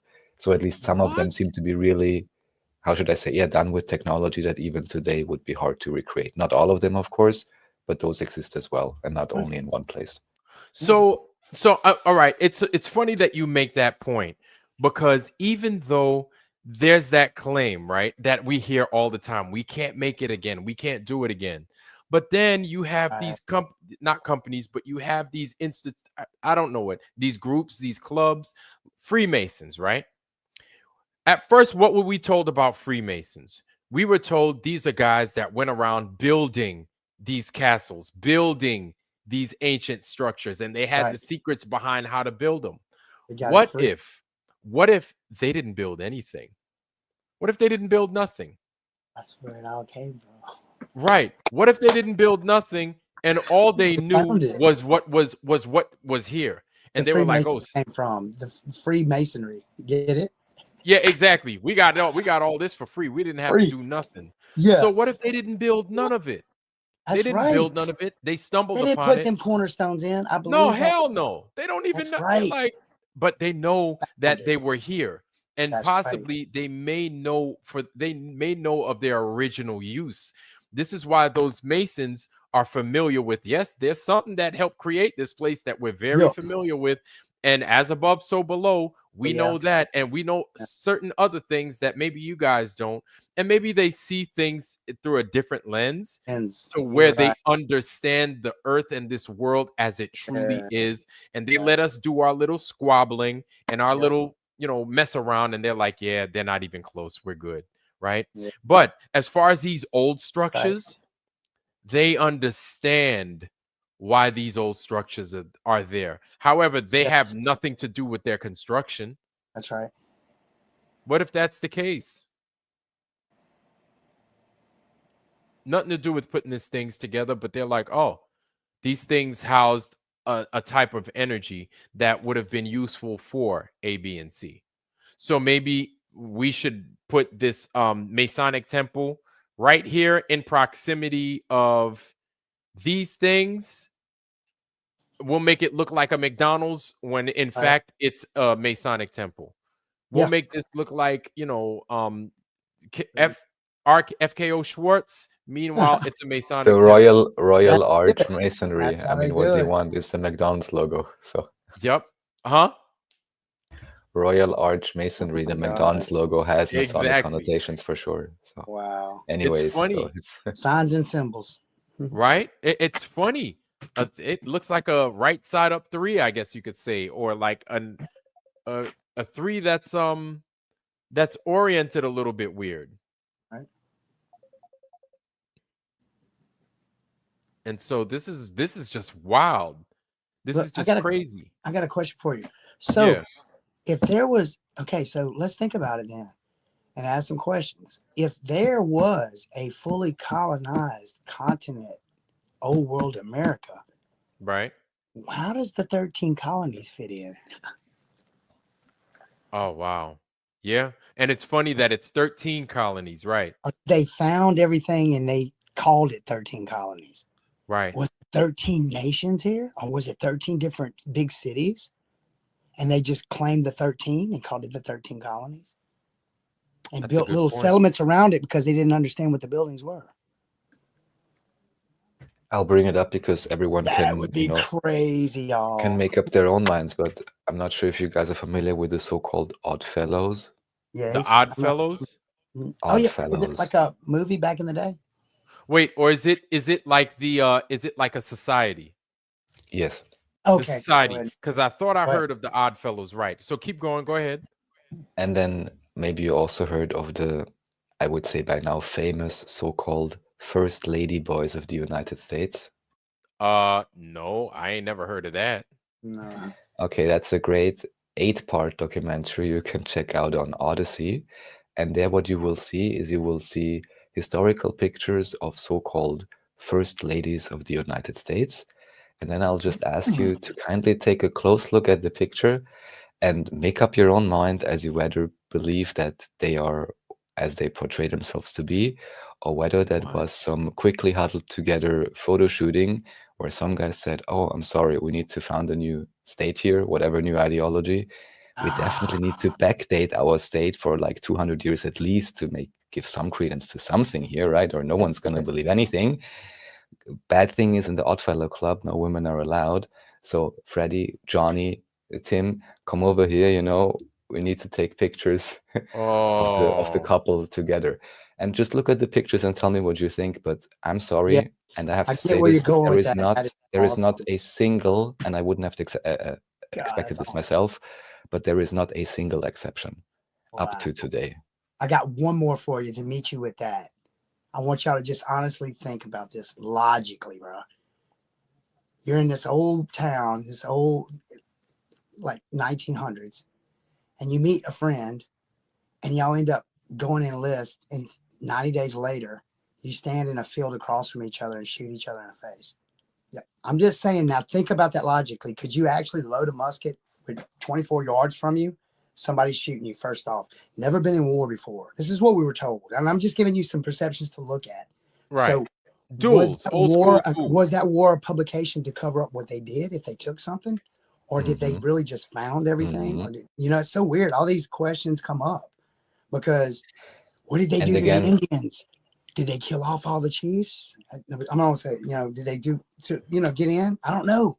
I think something weird because look, people they put them in insane asylums, y'all. They were Yeah. everywhere, Everybody had it. There were insane asylums everywhere, and they look like everywhere. castles, dude. They were Yes. huge. Look, my girl in the living room, something simpler. She gets on every now and then, comments on your lives and stuff. Mhm. Her parents and her grandmother lives in Missouri. It was one of the biggest insane That's where my asylums ex-wife lives. in Jesus. America. It held 1,100 people in the 1800s. Why? With the Probably lowest amount of people, where would they she's need? from. You get what I'm saying? It's just like that's mind blowing. I've got pictures of it. It is. It looks like an old world building too. Dude, Uh, Missouri itself is like is old world old world. everywhere. That's Dude, what's up. St. Louis there's Just old world everywhere in Missouri. everywhere. I'm like, Just think damn, about in what the they middle tore of the down.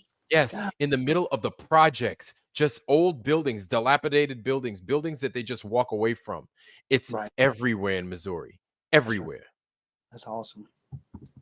I think it's just getting more obvious and obvious. Wouldn't you say, man? Yeah, totally. Totally. So what I've been doing is when I was on my way back and I was driving from up north, Mhm. um I was driving past a bunch of these old world everything, right? Wow. What I do is I take the map that I'm using and Yeah. then I screenshot the map. I Okay. screenshot the map and then I keep moving. I keep going Uh, because I'm on the expressway, I'm on the highway. I'm like, look, I'm yeah. not going to stop to try and I was like, I'm just going to screenshot the map. And I've got all these screenshots of all these maps. And basically what I've done is I've compiled a list and then I'm just going to give them to everybody. And if you live in the area or if you're within striking distance of these places, just look up. You'll see Huh. these old world structures. I've referred to them already, right? God. And I think right now it's high time for us to do the legwork. That's right. Right, because you've got a lot of these channels, the Jim Boosters, the Lucius Aurelians, the freaking My Lunch Breaks. We could Yeah. go down the list, right? Right. Right. Um, these guys can't do all this work by themselves. They Yeah. do a You're good right. job. Don't get me wrong. No. They do a great job, but they Yep. can't know how to do everything.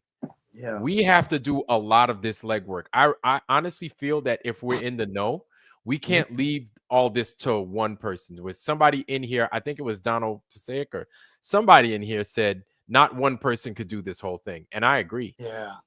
I think it's Matthew Senko that said it. Not one person could do this whole thing. I totally agree. But at the same time, if we know this, right, we have to do something. We got to do our part, no matter how small it is. It helps add polish to these puzzle pieces, right?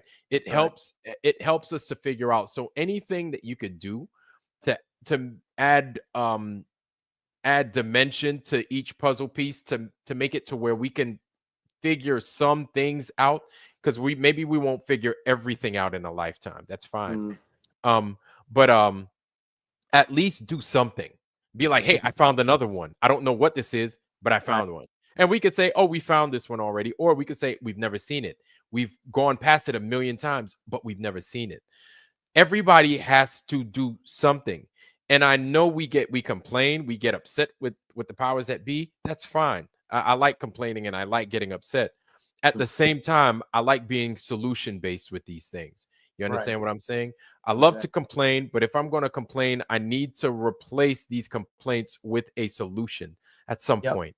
So I figured, hey, I could do that. I could stop, or I could keep driving and I could take a screenshot and I could say, hey, refer to here. If you're in the area, look here, do a little bit more digging. If you know what it is, hey, look, I even thought of an app, and I don't know how I'm going to do this. Wow. I thought of an app that I think the community, not just the people that watch Ironwork 92,000 and for all y'all that love watching. Awesome. Yes, I've thought of an app that we can use, everybody can use, that we use as a database. Yeah. And I even gave it a name and everything. I don't want to talk too much about it because it'll lose its efficacy. But it would serve as a database to where we can make these we can put these old world structures on a map. We don't have to sit there relying on Google Earth, because let me show you. Let me show you real quick. I'm going to stop playing that right there, and I'm going to show you real quick ArcGIS, right? Could you imagine like what you're talking about, having it mapped out, everybody logged them in and just look at it from a bird's eye view, Ryan? That would be awesome. That would be that's a good idea, man. Yeah. Yeah, and I've thought about it, and really what everybody does is they add their part to the story. Yeah, they add their part to what they found. This is what for example, we could get the whole world, right, on this app.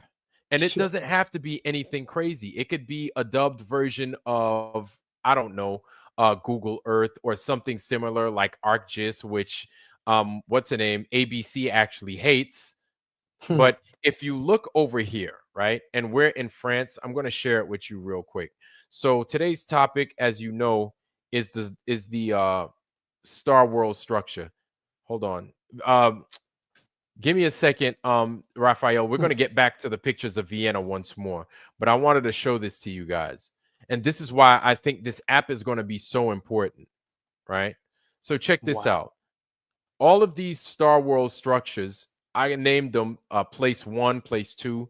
These are the Star World the star structures in Paris. Look at that. What? Blocked out. Place 1. Blocked out. Place 2.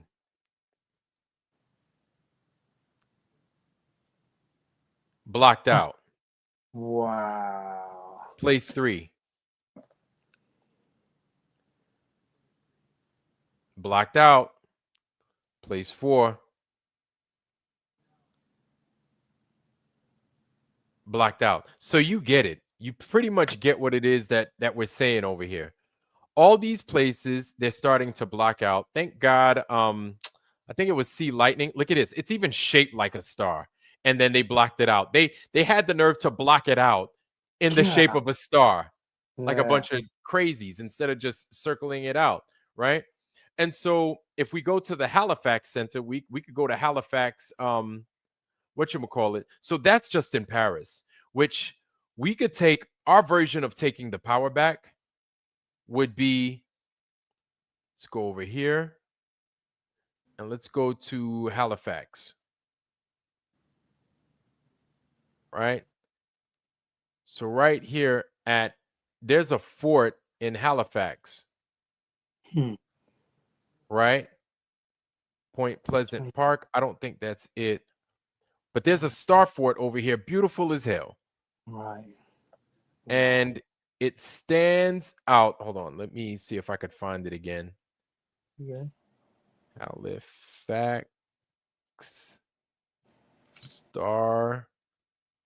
Let me just call it Halifax Starfort, whatever. It's going to take me somewhere, nowhere, even. Dr. Star Roanoke. Oh God, Lord have mercy. Not even what I'm looking for. That's all right. But anyway, it's right there. It's beautiful. Let me see if Matthew Senko, I think it was Sea Lightning. Sea Lightning, what's the name of that Starfort place in Canada again, in Halifax? Please take me there. I forgot the name. Sea Lightning, what's that thing called in Halifax once again, man? Now I look like a total douchebag, totally forgetting dude, stuff. you're good. Yeah, Raphael, do your thing, brother. Sorry. Yeah, no, you cool, man. You over there eating something good. Just got home from the shop, my friend. It's great. And Awaken Nemesis, what's happening, brother? It's good to see you, family. It's always a pleasure, man. So Awaken Nemesis says it's over 12,000 Starforts. So if you, and that's the crazy thing. We saw in France, in Paris, I isolated what looked to be close to 30 of them right there in Paris. Wait a second. 12,000 in where? 12,000 probably worldwide. Oh my gosh, I had no idea. I was thinking like maybe 100, 150. No, dude, this is worldwide. Yeah, you got them in Africa too. They're all over the place, bro. Whole nation. Like this was a whole continent of one type of people. Please, only if you will, I post the link in the chat. You can briefly show the map, because then you can see 13th Monkey scrolling around the map. Say what? God, y'all, I had no idea. That's mind blowing. Oh my gosh! And they're all designed the same way, right? They're not all shaped like stars. Okay. A lot of them have different things, but I'm going to show you real quick where this is. Real quick. Golly, man, come on, man. There we go. Halifax Starfort. I should have known. Citadel. Thank you, Sea Lightning. Halifax Citadel. Look at that. Look at that. Halifax Citadel. There it is. Halifax Citadel. Look at how pretty that is. The Halifax Citadel. And let's see if we go to Cuba, what that looks like. Because I know Cuba's got an ass ton of them. So here goes Cuba right here.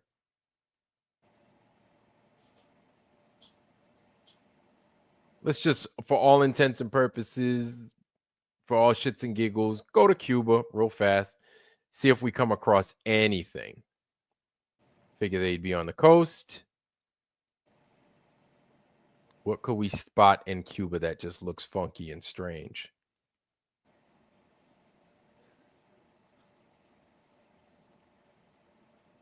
Do we have anything in Cuba? Anything? Let's keep going. Keep going. All right, I'm not going to do any guesswork. What I could do is I could always come back to Cuba during my own time. I could always come back to Cuba during my own time, and I could look and see if I stumble upon anything. It's this here.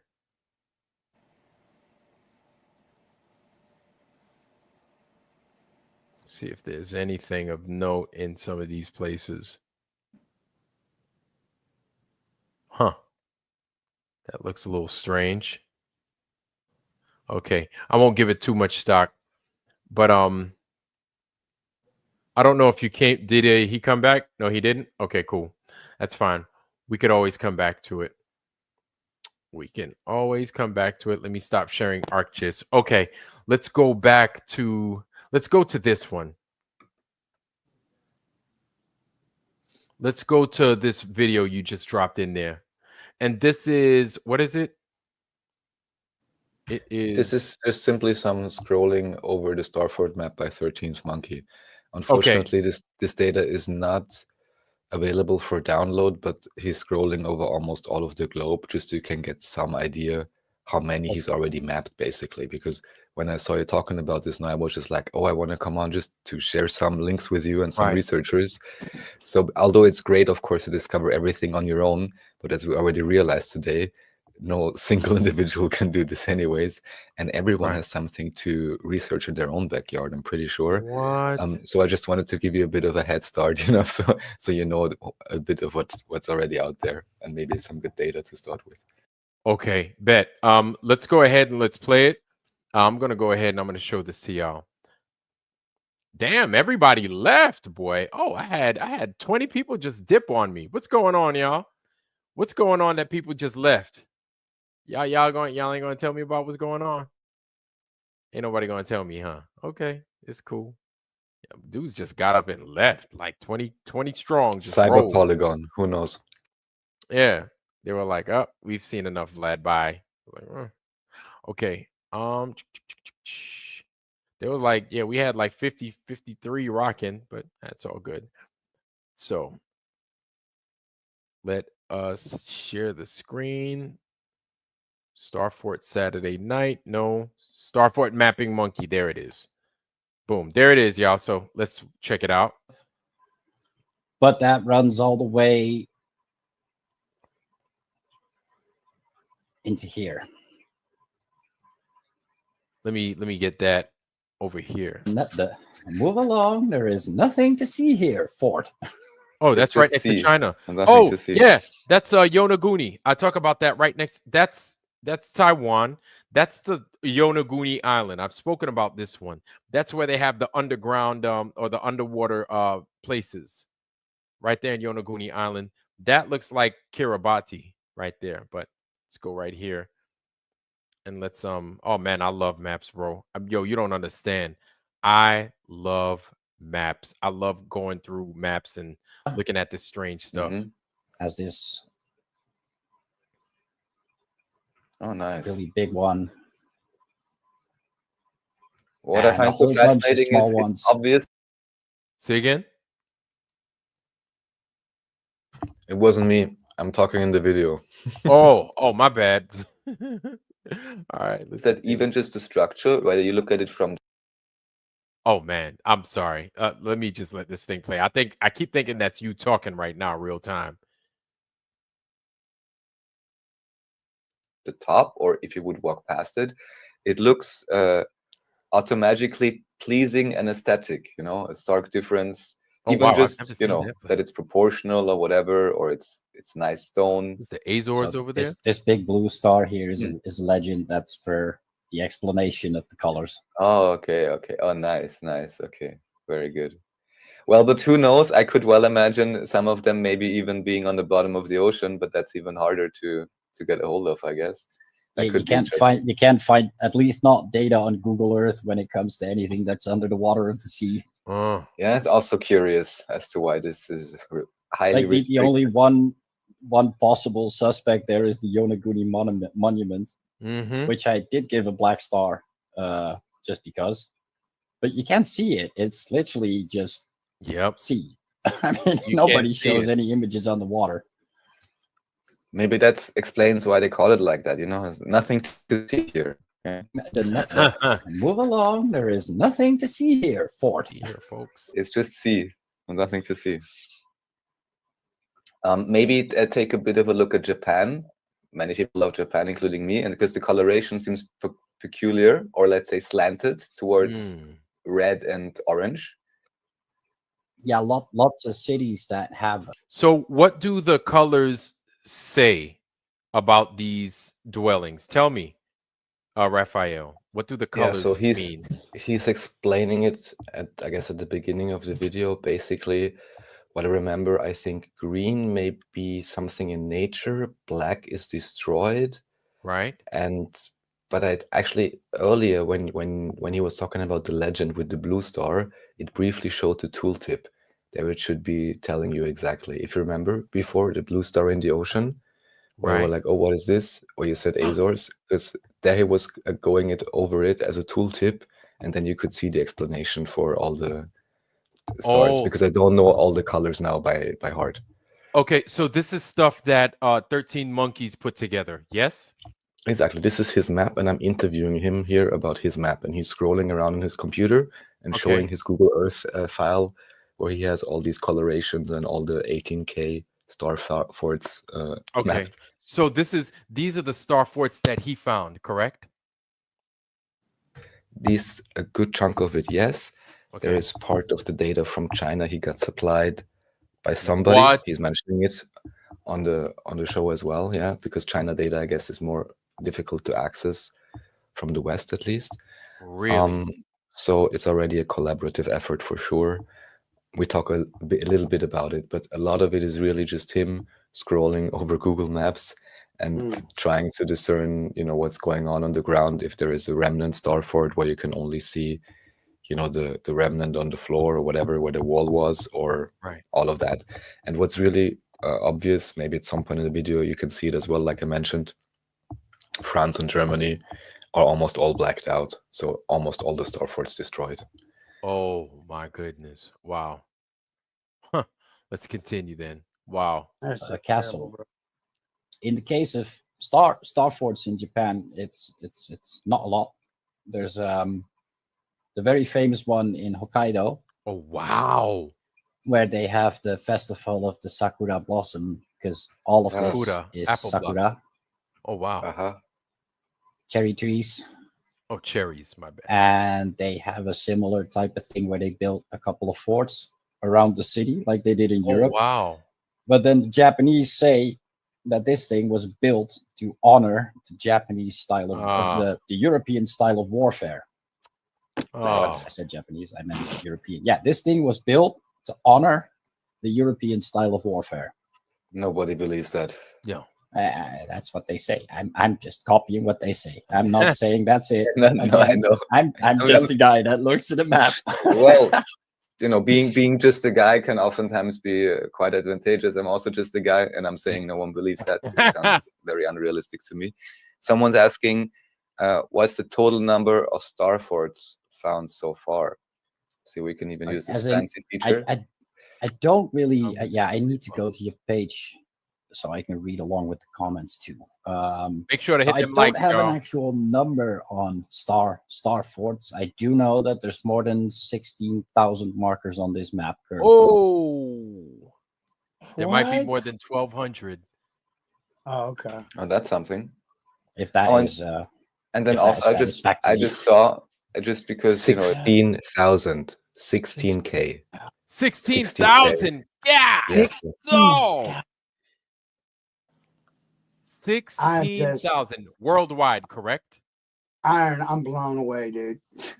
Pretty much. I mean, at least those documented you can see on the map. There's areas where there's less and so on, but yeah, it's all there. Wow. I mean, he has his own channel and everything. It's linked under the description. There's some more on Andreas Exertus' channel where he's just scrolling around for hours, and you can basically see the whole map. So yeah, or the whole world, the whole known surface area, let's say. Right, because then you have stuff that's buried by mud and silt on the water. There's stuff that we can't even see.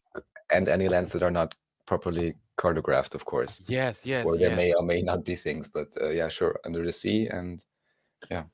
I gotta just say this one thing. Can you imagine thinking about all this with the mud flood, and coming up as a kid and seeing people with metal detectors and going, oh, well, that's where they had the Civil War. They got these little coins.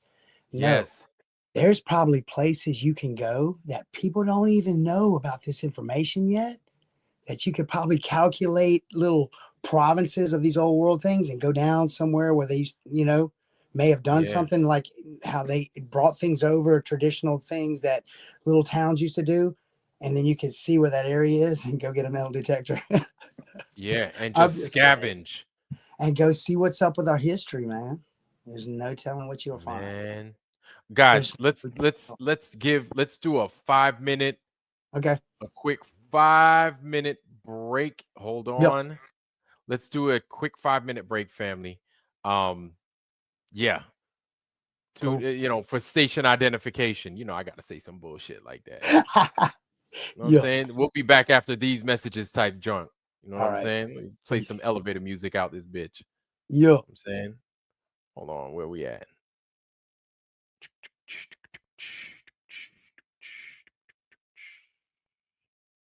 Can y'all hear me?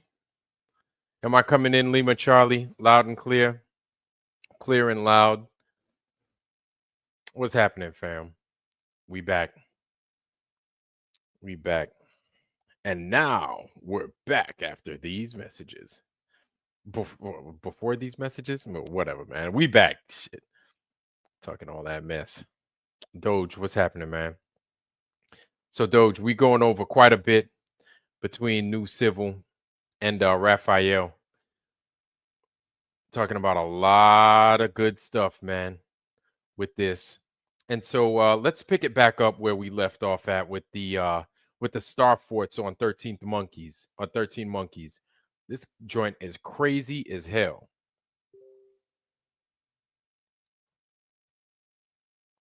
This is crazy as hell, y'all.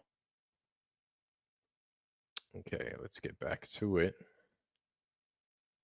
Hope you guys are seeing it. I know I am. Starforts. There we go. Okay. Back to it, Starforts. I don't know if you guys are back. Raphael and okay. Civ, you're back. Okay. Yeah. And okay, Raph, you back too? Yes. Okay, bet. All right, let's continue. Yes. So it's the simple pattern recognition. If you zoom out a little bit more, there is like in the coast of Russia, there's this green line, it looks like. Or there, yeah, the green line. What's going on here, for example? Mm-hmm. That's Chinese walls, plural. Mm-hmm. Mm-hmm. So this is one of the Chinese walls. Basically, all kinds of fortifications and cities along one of them. Oh wow. That is another one. This is the famous quote unquote Chinese wall that everybody goes to visit. Great Wall. Wow. Various parts of. But that runs all. Oh snap! So my man is saying, "Yo, Great Wall is not that thing. Only it's not exclusive to just the one that we're so used to seeing." Correct? The Great Wall too. Is that an old world thing? So there would be, I guess, several fortifications there, or maybe more than expected. But from what I understand, isn't the current present day known China Wall, how should I say, an optics operation anyways, like only a particular part and so on. But I don't know. I haven't been there. I really can't say. Oh But wow. I'm not sure if that's or what even here the story is. I can't say. But from here, it certainly looks as if there's more maybe than what we're generally taught. There would And be. if you look where some of this wall is, I don't know if you see where my cursor's at. You see where my cursor is? But you see that all that's desert too. All this is desert. So I wonder if that has something to do with why some of the stuff might be missing. If it is missing. Could be. Yeah. Right. Right? Oh, let's continue. The way into here. All of this at some point was connected. I don't fully have all of the connections yet, And I also have to give credit to the person who did all of the yellow stuff. Sadly, I don't have a name, but if you're watching, thank you. You should recognize your own work, I reckon. But yeah, I did a bunch more connecting work with all of the red lines, and I added all of the fortifications, towers, and cities along those walls. Wow. Is there any trace of a Silk Road? Well, basically, from what I know, is that the people today still use the old roads that were the Silk Roads. What I can tell you is there is a northern, along these stars here, route, and a southern route along the desert. And that connects up again and then makes another split. I still think there's connections that connect this whole bit right here to there. And if you start looking at it from a greater perspective, you actually start looking at it from these things are actually borders. All right. Really high border walls. That's what I'm starting to think. What? So then it could actually be that at least some of those forts were like used, as demarcation lines, or even some sort of, well, either quote unquote defense or at least separation or something, or really to keep someone on one side, or that there is the mythical story of Gog and Magog, which does show up in exactly these areas of the map that they at that point had drawn out. If you look at all of the old maps of the world, that's the top of the mountains, especially the cities that they know of from Mongolia, they're all way up. Maybe not. Say what? Did it look? Is that the highest points of in the blue right there? The peaks? Or is that Raph, can you answer to that? Not necessarily, because I don't have the map myself, but from what it looks like, it looks graphically, that's what it looks like it's in the mountains, Right, that's lithium. They put them on top of probably. Lithium. Yeah, lithium deposits are found on high elevations of granite, up in the height of it. Yeah, it's pretty. Really? That's why, like North Carolina, that's got one of the richest deposits of lithium and quartz, and it's up in the elevated, like not down in the holler part. It's up in the higher parts of the granite, all along the, just like this. Is that this like super high grade quartz they were talking about recently when they said maybe they lost it now or something's happening? Wait a minute. You mean wait? Is it what parts of North Carolina got this nonsense going on? Where the flood was. Get the fuck out of here! Right. 90 million went to Ebrium lithium to the top of the mountain from the Green Deal. Yes. Four days before the flood and all, they just signed permits to mine the. I'm just gonna leave it there, but yeah. Oh, was washed. Dude, that's funny that happened, and then a few weeks later, Wyoming gets a bunch of fires, wildfires. Oh, I know, right? Fires. When you know, it really makes me mad, and people should know by now. Even these physics experts, though, Iron, this is what really ticks me off. They know they can cloud seed, and why are there any more fires? Yeah, exactly. You know, that's really, people need to. We got EPA, all the EPs, and all of these big companies and corporations now have reached a precipice, I honestly believe, to where it's just like it's us against them. And if we keep doing what we're doing, yep, exactly. Get enough of us, enough of it. Yes, and I'll tell you what, I think now is the time to not even expect them to do right by us. You can't. Yeah. Like, so we have to act accordingly, because it's like those guys, their time is up. Oh yes. Like their time is like for real up. we can't hope that they're sitting there to do us some kind of justice because they're never. Yeah, exactly. So anything that they do, we have to assume it's going to be to our detriment. So we have to act accordingly. We cannot trust those people. Exactly right. I'm there with you on that one. That's right. Yeah, let me continue. I'm over here. Ahead. Sorry about that. That's in the north, way up in the north, because they had no idea all of this was here. There's plenty of alternative theories that you can apply to this, but from a mapping perspective, they just never been here. They didn't draw it out, so it wasn't on the map. So the furthest thing north was maybe these Mongolian cities, and the older the map maker gets, the more they get denoted as Gog and Magog, where all of the evil people are supposed to be the biblical story.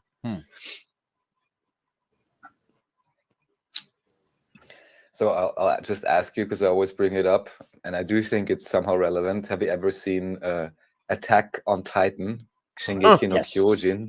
Yeah.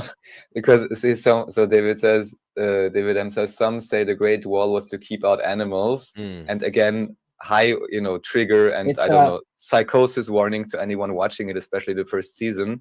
But if you get through it, there's really some very interesting concepts in that anime, and yeah, makes you wonder, especially because the Japanese always seem to have these strange, like, old world ideas, and even there the names then are German and all of that. We're like, what is going on here?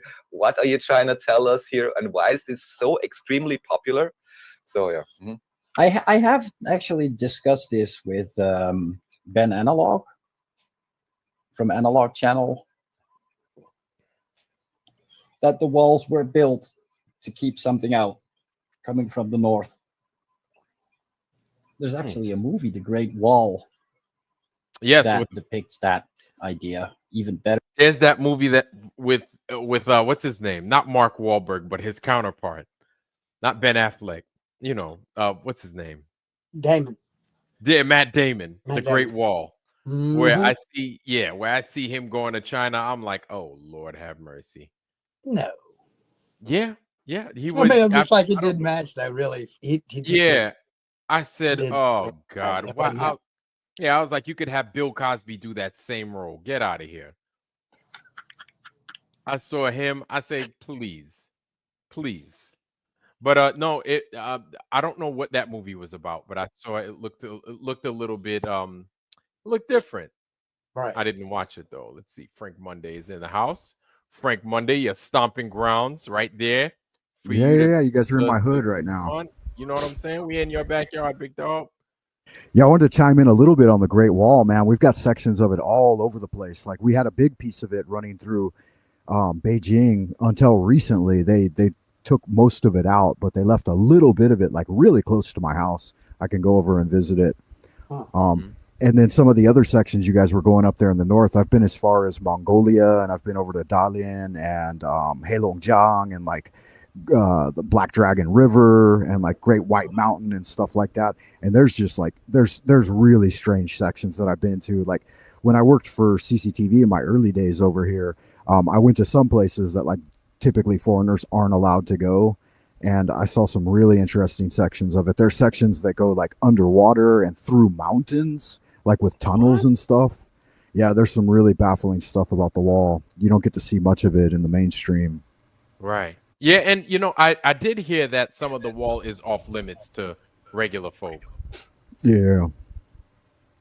And there was another phenomenon I wanted to mention about it that's well known, like here and among especially people that are in media, because it's stuff that you're not allowed to talk about openly. But behind the scenes, like there are sections where you can go, like what one guy took me, and you can see plasma balls just emerging at certain times of the day that come out over like different sections of planes and like out of certain, like I guess you would technically classify a lot of it as swamp gas, but like these plasma balls will just emerge of various colors. I've seen red and orange ones, and then they'll float like over the landscape in front of you, and it's the most like mind-boggling thing I've ever seen in my entire life. What? Would some people classify those as UAPs? You might, yeah, you might. They don't typically do it here though. Like over here, they speak about them of like in a spiritual nature. Like it's just like they don't Oh, exactly say what it is or how it emerges, and like it's not. Well, in the opportunities that I had to go and visit and observe these things directly, like I was just told it was spiritual phenomena. like water sprites. Well, I guess I'm just putting my spin on it. But Yeah, like a something water like that. sprite, water spirit. All those are the great water spirits of this and that. If we don't appease them, if we don't give them booze, then every once in a while they come out and they get upset. So it's like, okay. Yeah, and I know it doesn't add much to the conversation, but at least like having someone that witnessed the phenomena, like boots on the ground, it just brings up crazy. I've more never mystery. heard that in my life. Me either. That's pretty nice.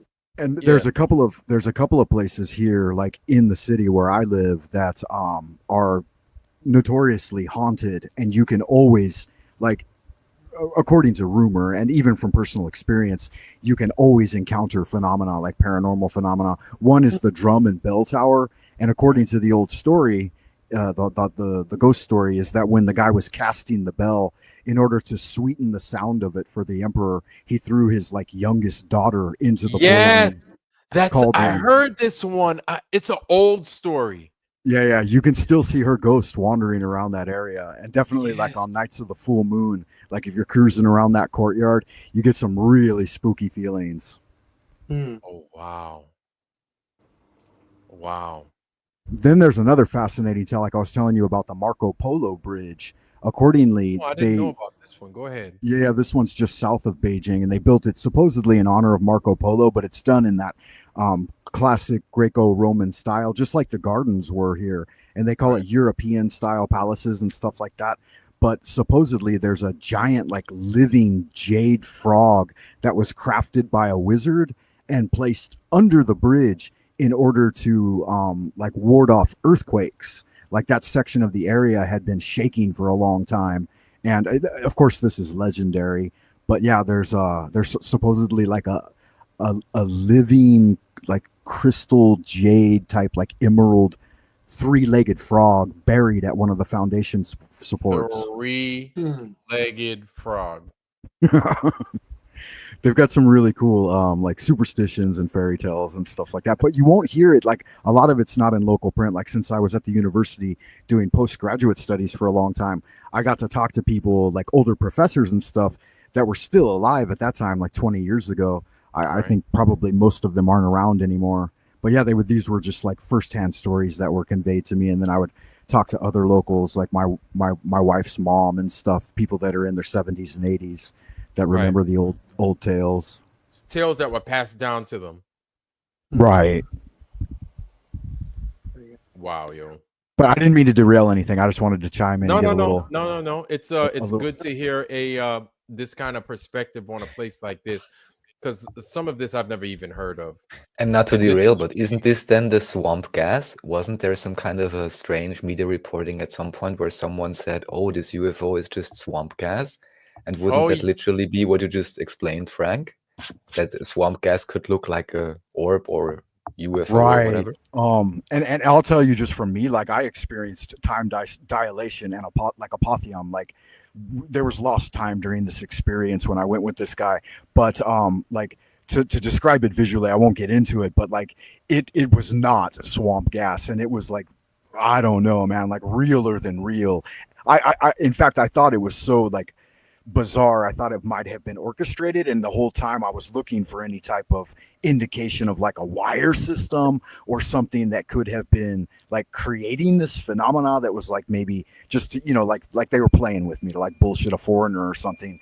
But I couldn't fathom it. It didn't look like there was any type of wire work attached. There wasn't anything nearby that could have like generated and dispersed it. And the balls would appear from like my right, like out of, it was kind of later in the evening, but it would appear in the sky and then move across our line of vision, above and in front of us, and then disappear off to the left. And it happened over and over again. I think maybe, I don't know, maybe in the range of like 10 to 15 of them had floated by, and they were the size of, I would approximate like a volleyball, like a little smaller than a basketball, and just like a red like ball of plasma that looked like burning fire as it floated across the sky. And the trajectory was so dead straight that again, I was baffling as to whether or not it was done on some sort of wire apparatus or something.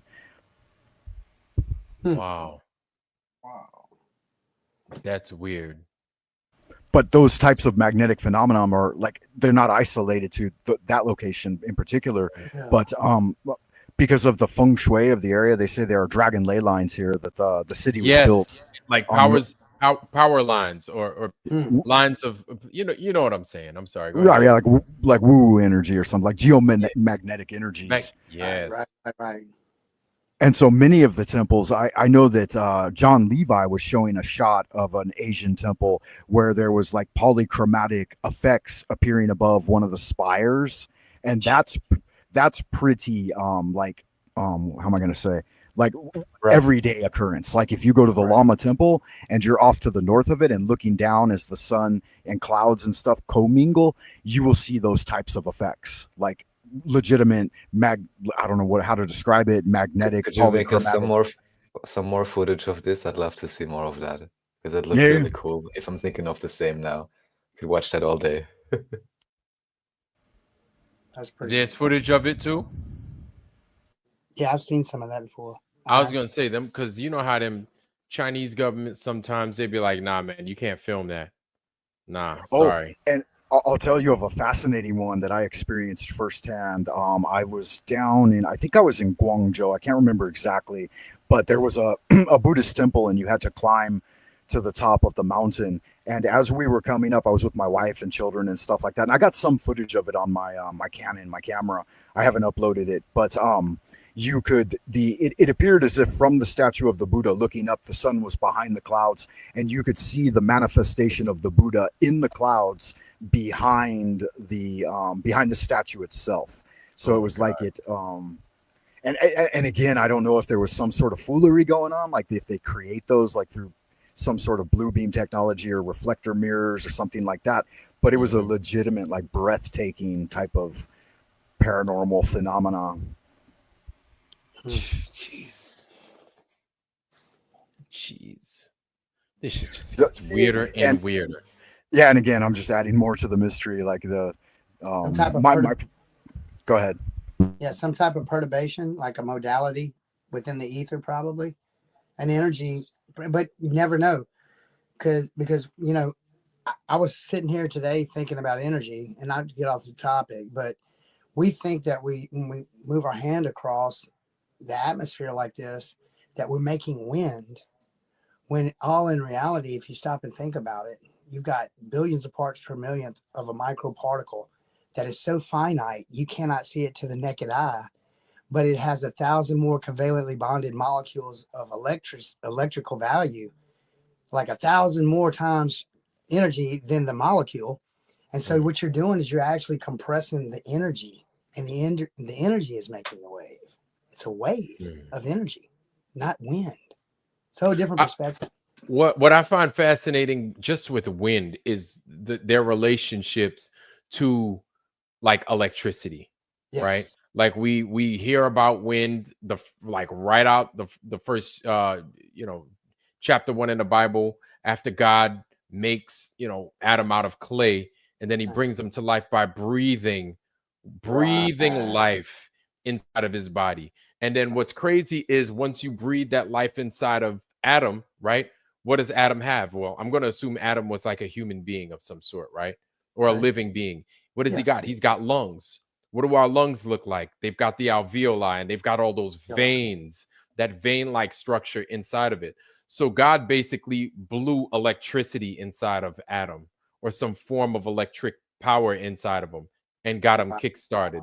And then you have that pump in there pumping some form of oxygen or some form of fluid to keep that wind going inside of you. But then you see all these different. You know the blood is not a pump, right? Just briefly. The heart is not a pump. It's charge, isn't it? Some type of charge, like it's not a pump apparatus. Yes, I mean there is some pumping capacity, but that's very low, much too low for the system as it would be required. There's Okay, to certainly pump some throughout the. there's some electrical things going on, and with Right. the capillaries and densities and so on. But there is even, I think, books about this or something. If you just look up, the heart is not a pump. It's quite relevant because it also shows again it's not a mechanistic thing, like with a coal engine or something, but it's much more sophisticated. And the heart itself also has quite a few very interesting properties, from magnetic field to it. Some even speculate it may generate monoatomic gold and God knows what. Yeah, heart of Wait, gold. Yeah, wait. Did you the say heart is monatomic The gold? yes, chestahedron. yes. Oh, yes, Porter, you're on point. Please continue. I never heard of I never heard of that. One gold. Never So heard it's of the this. chestahedron iron. Yes, that's one part of the lore that I know about it. But aside from that, the magnetic, so the tetrahedron would be a new type of platonic solid that Yes. potentially would represent the shape of the heart, which Mhm. seems to have certain resonance capacities and so on, which just makes sense that the heart is a very sophisticated organ, right? But Mhm. aside from that, what's very well documented, from what I understand, is that the heart is simply the strongest magnetic field generator, and that in itself should give everyone To continue and pause. expand. To continue and expand your line of thinking there, Raphael, there's, of course, legendary knowledge again, but among the Buddhist and Taoist communities, that the ancients who would live into their hundreds of years and could cultivate internal alchemy, they would actually refine the solid organs into gemstones, and then they would take the corpse of the sage or whatever upon passing from death and burn the body and remove the gemstones from it, and use these as, I don't know, in alchemical medicine or something. But during the time of the revolution, many of the immortals of the Chinese mountains were actually sought out. And, I don't want to get too deep into it because I do live here. But yeah, their internal treasures, their internal gemstones were taken from them. Okay, before we go on, I Wow. will 100% confirm what you're just saying through the work of Stellium 7. Stellium 7 is his channel. He's done the work on basically certain mountains appear to be giant creatures. In his case, it's the Elephant Mountain. He's not even claiming that, but once you have 20 correlations, now he has 40 anatomical correlations that would show that the mountain where he's living in Spain, Mount Go, simply correlates with the anatomy of an elephant. Take it or leave it, right? It's really very exact. But here the speculation also is, or the question, how quickly can something petrify or change form? And also, could it be that many of the gemstones actually are Titan blood? And have you ever wondered why it is called a gold vein, a silver vein, and all of that? Because, for example, in the area of the mountain where you would have the eye, there actually are eye sockets, basically. Stellium 7 has documented this in great detail on his channel. Kindly everyone check it out. If you need it in German, you can see the translation on my channel. And even there at the back end of the eye, there is a particular area with like certain fats or something. And when they were climbing into this eye socket, when they made an expedition, and one of the guys, Victor, said, "Oh, look back there. It's like, glittery, or what's going on there?" And they checked back, and back there, just where you would have it within the eye, this type of fat, they had a quartz deposit or something. So even that matched. And it looked And then like milky white or something. yeah, or just it basically was quartz, but the point being that something where you would say, oh, there's a particular substance in an organic body, in this case, a giant elephant eye, for lack of a better term, and even in the correct spot, you would then have a certain deposit. So what I want to know, just like what Frank now said, basically which organ or whatever turns into which type of crystal, And I'm not saying crystals cannot also grow in a different way, but I Right. would, for example, like I said, with the veins, even here it's in the name, Right. because if an immortal in China can do it, yeah, then So, wouldn't it make sense that certain titans or whatever entities there could have yes. been also just petrified and the remains are now scattered around? And Stellium 7 found more. He's found the heart stones as well. Close to the riverbed, there's like hundreds, if not thousands, of stones that literally are petrified hearts. This was even confirmed by one of the most renowned heart surgeons, you can say. So it is another one of those topics which is completely blacked out in any academic media because it overthrows all the paradigms. Oh, absolutely. Now we are hitting on the like true internal alchemy of the ancients. I mean, these are really exciting topics. Wow. I wonder, wow, with gold having some relation with blood, I wonder if this is why blood is so sought out and used in certain rituals. Not only for its conductive and iron properties and stuff, but if there's a relationship between blood and iron, or not blood and iron, but blood and gold, that's even crazier. That would tie in the legends of Genghis Khan as being one of the first vampires, because his troops of soldiers, they couldn't stop or rest between conquering cities in order to drink water. So instead they bred their horses so that they would cut the neck of the horse, and while riding they would drink the blood of the horse in order to stay vitalized. And when they would come into the Chinese cities and conquer them, they were known as vampiric, because they would literally slaughter every man and then just breed through the women. And supposedly even to today, like, everyone has like some portion of Genghis Khan's blood in their DNA. Jesus. So just to briefly point out, without getting too deep into it, but from what I understand, while there may or certainly were great conflicts and so on, from what I understand, the story of the whole Genghis Khan, this would be from, well, Genghis Khan itself is a thing unto itself, but the idea of the horde coming from Mongolia is the story, right? Right. And if you just check present-day Mongolia, there's literally nothing there. So just saying this particular aspect of the story most likely is not correct. Just to point it out, everyone please do your research, but just to mention it, What if everyone was just defending themselves from something bigger, and that's what took over? Don't know. Actually, if you want to know more about this, what I can recommend is the Anatoly Fomenko and Gleb Nosovsky. They even have a particular episode about this, but I will look this up right now and I'll post it in the chat in a second. Give me a minute. Ryan, if I could say one thing, right before, there's some kind of recorded documentation that these three kings came together approximately 12 to 15 years before the mud flood. They went to the UK, or they sent some type of people that were scientists to the UK, which still stands today. It's called Eden. It's a sanctuary. It's been up since before the 1900s. It's still there. Something Simpler found it, and she showed it to me. Pebbles did. And it's called Eden. Now, it's just the name of it. That's not where Eden. It's just they named it after the book of the Bible.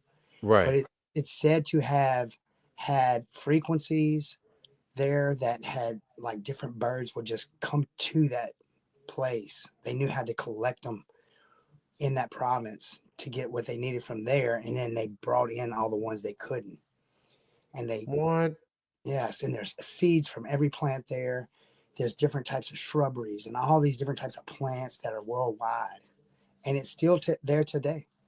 Yeah, and they knew something was coming, I think, is what the story is. They knew something was happening, so they started, I don't know. There's just some weird stuff about the Iron Republic and what could have been here already. Okay. Do you mean the book, The Iron Republic? I got a feeling they came from somewhere or something, because if this, look at it this way, Iron, think about this. If there was that many, some of the same type of styles of Starforts that collected, they were pretty much on the same team, kind of, wouldn't you say? And so if it all just went away or something happened, if it's just, what if these Starforts all had oscillators? And then all they had to do to hide other technology, they just oscillate the area, and there's certain places that are, pinpointed accuracy to the certain lower level where water is. They just sync the technology and then fight for their lives. I don't know. It's just that's a theory, because I was trying to break it up on if they were invaded, because then think about it. I brought this up a couple weeks ago, or a week ago, I think. Didn't Nikola Tesla almost sink Manhattan, reverse engineering one of these apparatuses? Yeah. I think he was the smart one of the bunch, but he was like misread. He could have been a Mason. I don't know. It could all be a facade. Let's look at that. But I also think that Thomas Edison and J.P. Morgan were commissioning him because they were sitting here slobbering that technology that they just founded. You're like, damn, and didn't know what to do with, But and then once they started figuring it out, but then they looked at their audience, and then they were like, oh, all you need is a little bit of light. Oh, yeah, all you need is a sharper blade for your plow. And we'll charge you I ain't for gonna it. give you. Yeah, I ain't gonna give you all that. That's right. DC power is where is the future, baby. DC, not AC. But I mean, can you imagine? My thing is, I can't imagine. I can think I can imagine, but I cannot imagine what ends they use these starforts for. Right. I can't. Like, my thing is, like, simple things. I can't even figure out what my computer does. Yeah. I can't figure everything out my own. I have it, and it's here, and it comes with an instruction book. All I know is how to put it on, get on the web, probably print a few things, run, Microsoft Excel, and a couple of other things. Other than that, I don't know what the hell to do with this thing. Man, and you see all these people do this crazy stuff. I don't know what the hell I'm doing with this. So you give me something that's otherworldly. My mind is, even though I would like to assume and think that I know what it is I'm doing, I might not. Maybe I don't know if I'm crapping on myself and not giving myself enough credit. But no, I'm just trying to be as honest as I can with what it is I know and what it is I know that I don't know. You know what I'm saying? It's interesting to think, too, that was like an original Tesla quote, that a man doesn't need to know how it works or how it functions in order to be able to use it. You don't have to understand electricity to cook your dinner or warm your house. Right. I get that part, but I wouldn't understand the concept of a starfort, though, is what I'm saying. Yeah. You know what I'm saying? Like, they look great. They look great and geometrical and everything, but the concept behind it, why? Yeah. Why those shapes? Why the breadth of those things? Why are they so big? Why are they? Well, I'm thinking too that maybe some of it is involved with the feng shui or geomancy of it, so that if we enter into these structures, like, we may have some intuitive genetic memory or recollection intuitively how it works and how it operates and its function. Okay. Dojo, what's happening, family? Hey, good, alive, breathing, still here. What's up? All right, man. We're doing star fortification. Yeah. Star I mean, like, Frank just pointed it out to me because I was looking for another name, because I think the term fort is a misdirection. Okay. Yeah, because like it would Star sanctuary. If you use the word fort, yeah, it makes it look like it's for defense or for war or for whatever. But Frank was just saying that there could be palaces, so we might call them star palaces. And then if we start calling them star palaces, then maybe we get an understanding as to like what they are. Like, I'm not saying it's a star palace for a king or a queen. I'm saying star palace for the community, for the tribe, where every person was noble. Right. Yeah. Okay. Because, Right. I could dig it. Okay. What is the name of the field when it comes to water and electricity? Is hydro what? Hydroelectrics. Yeah, hydro. Okay. Yeah, hydroelectric. Hydrodynamics, hydroelectrics. That's right. Okay. I didn't want to misspeak. No. It's weird how people manage to generate electricity just through the movement of water. And I'm not talking about water pushing an object and that object rotating around a magnet to do A, B, and C. No, I'm just talking about kind of like what we were talking about with dowsing rods. Right. You know what I'm saying? Yeah, something, just the right series of minerals or metals being around with this moving water or this current underground and getting all kinds of whiz bang things to happen. It's wild to me. It's wild to me. And like, my thing is I'm so over the fact, I'm just so over. You see how we're talking, right? How we're like, well, this is what the mainstream said. Right. And we're speaking with so much caution based off of what the mainstream said, that I'm like, it's time that we cancel the mainstream. Like, it's about time that we're like, listen, this is how much we distrust you guys.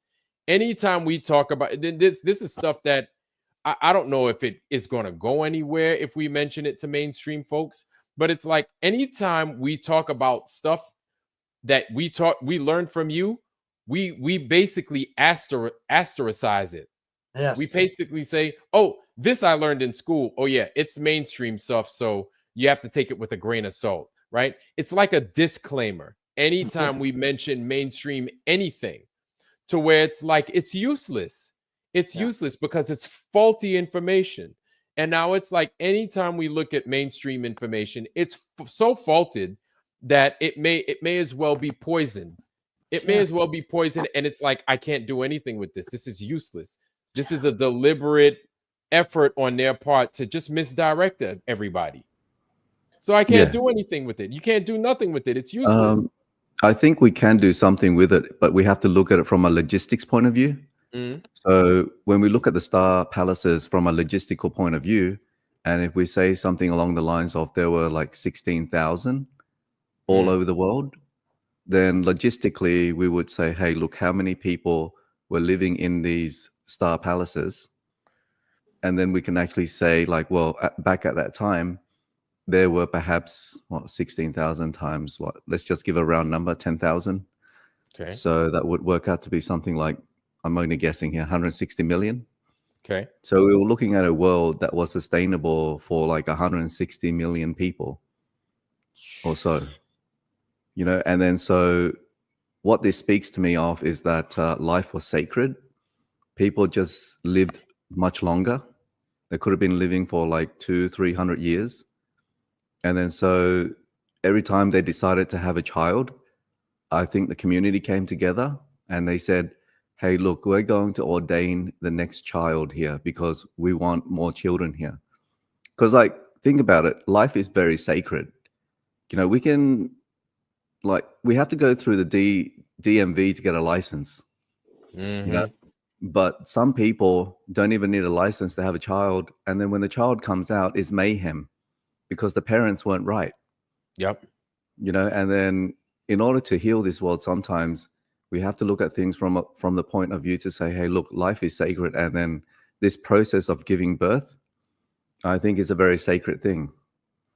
Because when I look into the ancient texts, I see that the root cause of the mayhem was, if we take the Bible as a reference, I think the root cause of the mayhem was Satan taking that which was not ordained to him, which he defied the will of God because he took something that did not belong to him. And then from that produced the abomination. And then from that abomination, the world that we had before, it became unbalanced. And then so I think these star forts leave a clue as to, like, we were living in abundance. Everybody was happy. There was enough life, enough people coming in and out of this world.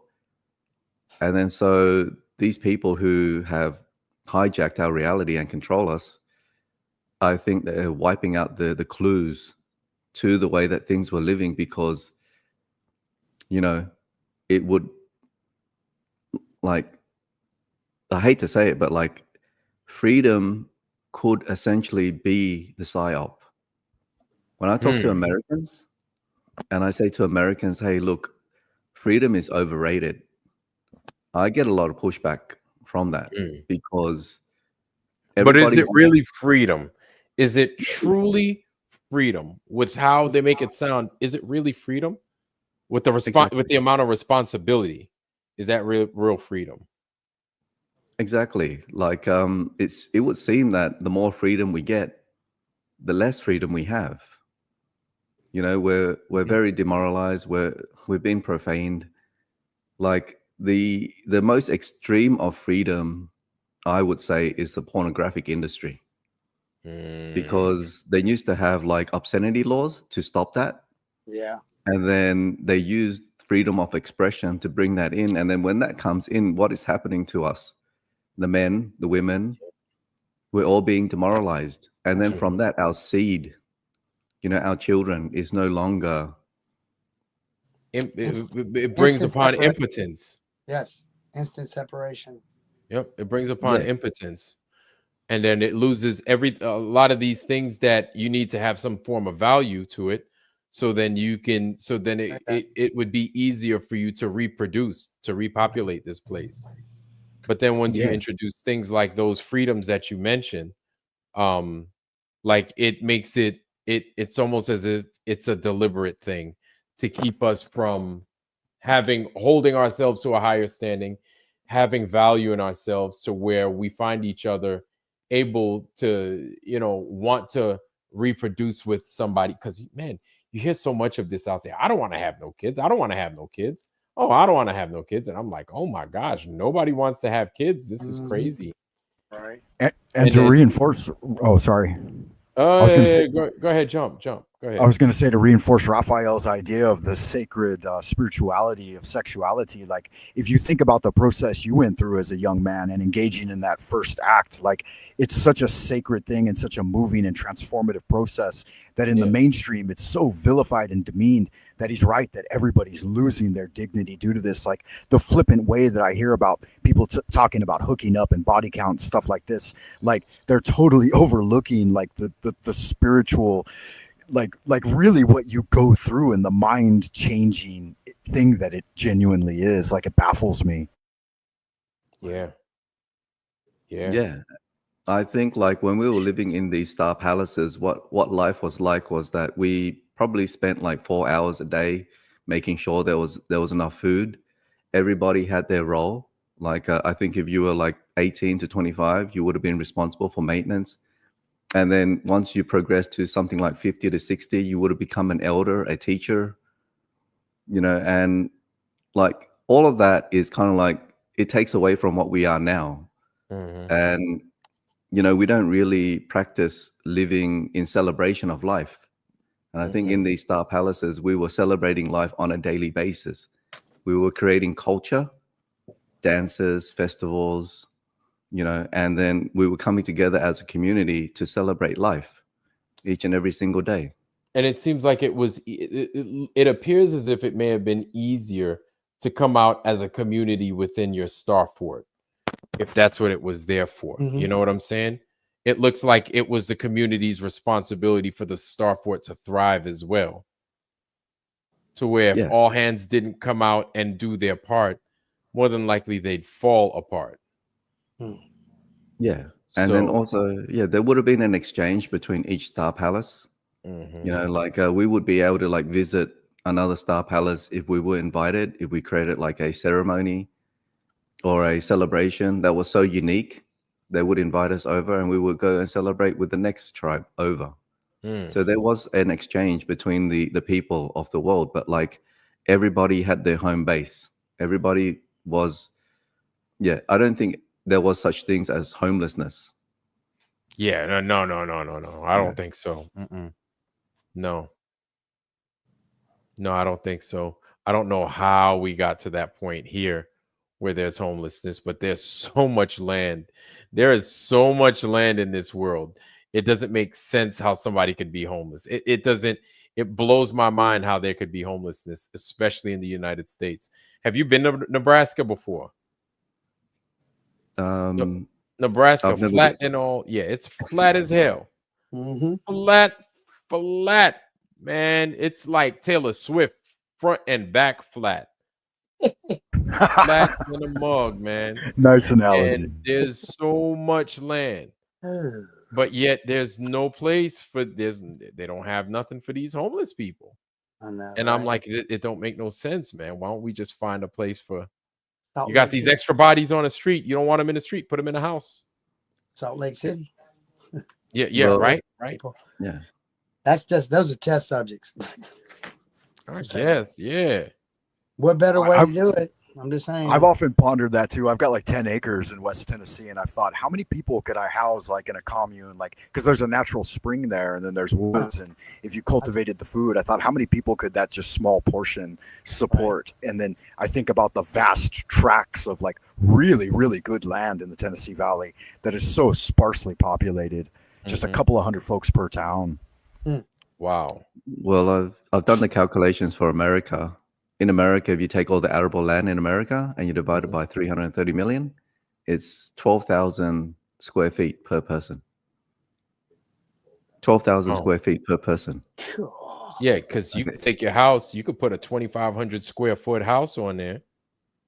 Well, yeah. Well, this is what I'm saying. Like, yeah, I'm that's saying plenty that, of space. Do you know what that translates into acreage? 12,000 square feet is. Oh, it's not even. It's like what? It's 4,900 square feet or so. 12,000 square meters.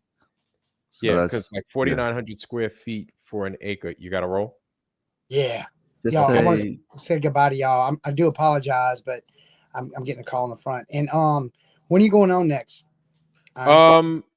It's looking like Tuesday, but anything can happen between now and Tuesday. So all right. I might be contacting you here soon. I do appreciate y'all. I'm sorry to interrupt y'all. Y'all keep going on what you're doing. I'll probably pass out to it though after I get this taken care of. Thank y'all for everything. You bet, Siv. All right, man. It's good to have you, man. Thank you. Peace, bro. All right, y'all. Porter's out. It was nearly, I think it's nearly 2 acres. 12,000 square feet. It's nearly 2 acres. Okay, wow. Then I've got an allotment worth 5 people, I guess. 12,000 square feet. That's not 2 acres. Because 49,000 square feet, if I'm not mistaken, like 49,000 square feet is an acre. 49,000 square feet, I think, if I'm not mistaken.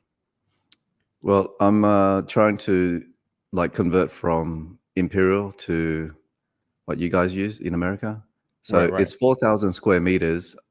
So 4,000 square meters to me, I always multiply it by 3. So that's 12,000 square feet for me. Square meters is square feet.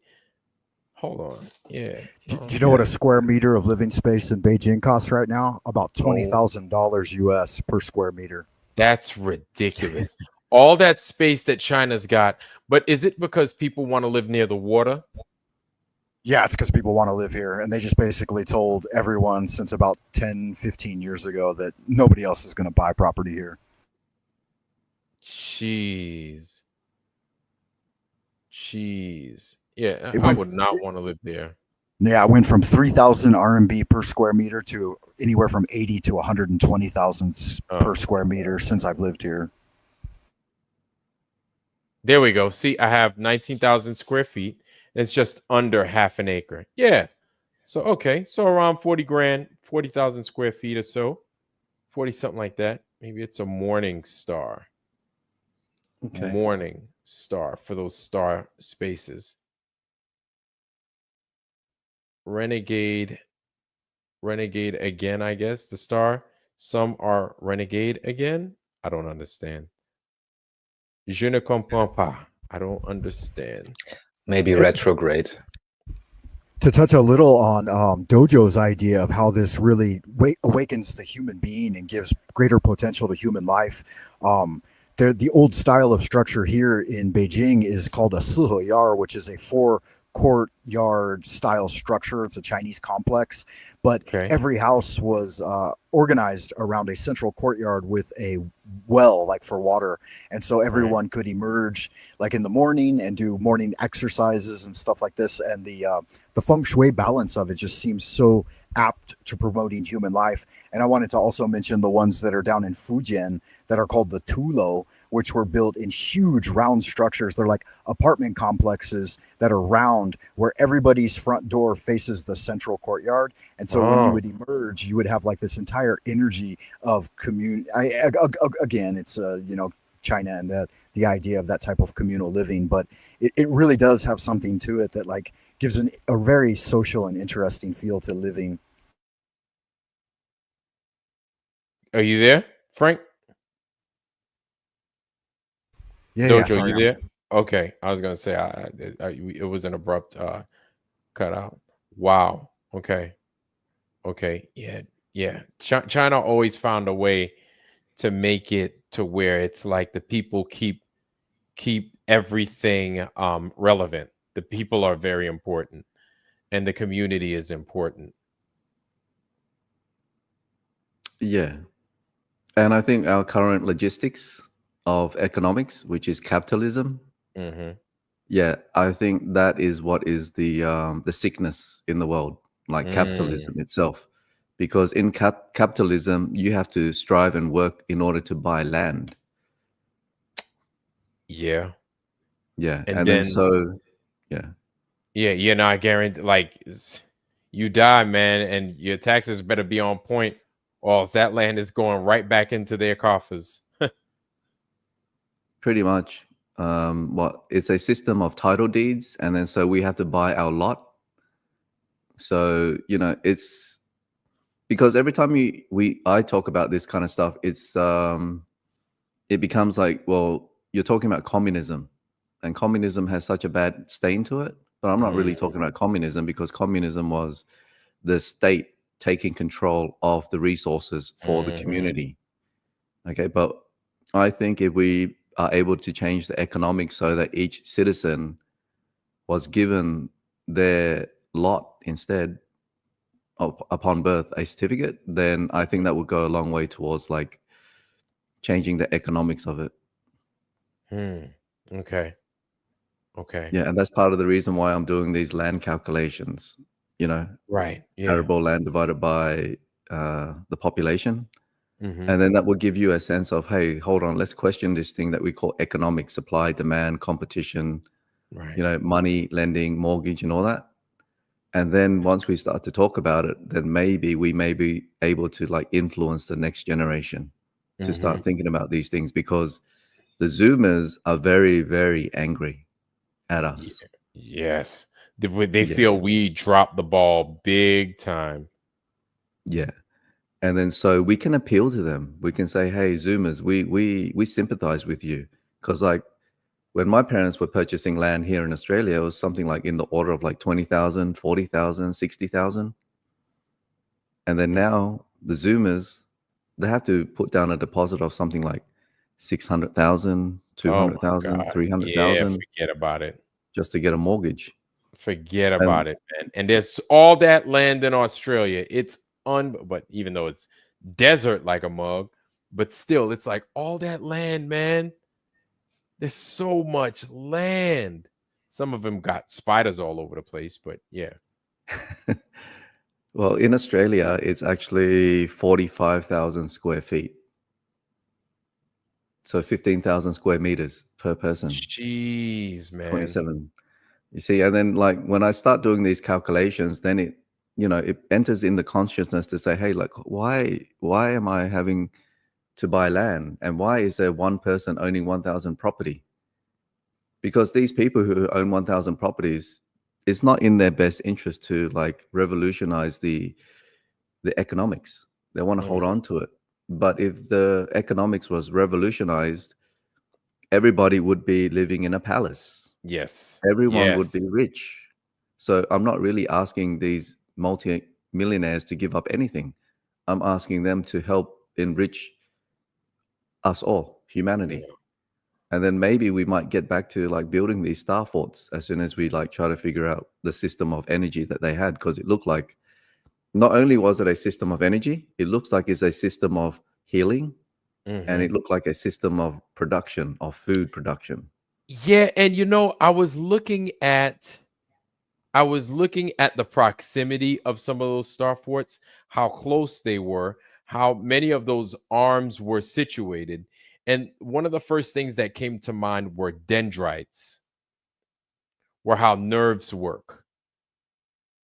You know what I'm saying?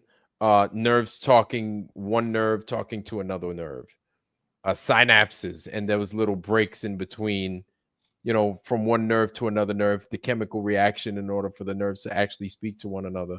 And I'm wondering if that's how some of these star forts functioned, if they Yeah. functioned much in the same way, like nerves function. Yeah. I mean, look at the map that we have on the screen at the moment. Like, Mm-hmm. I'm not sure what it is, but like it would look like it's a map of all these star forts, right? Mm-hmm. And then they're spreading out along the dendrites of the river systems, the water systems. And then so they were harnessing the natural power of nature, and they were in tune with it.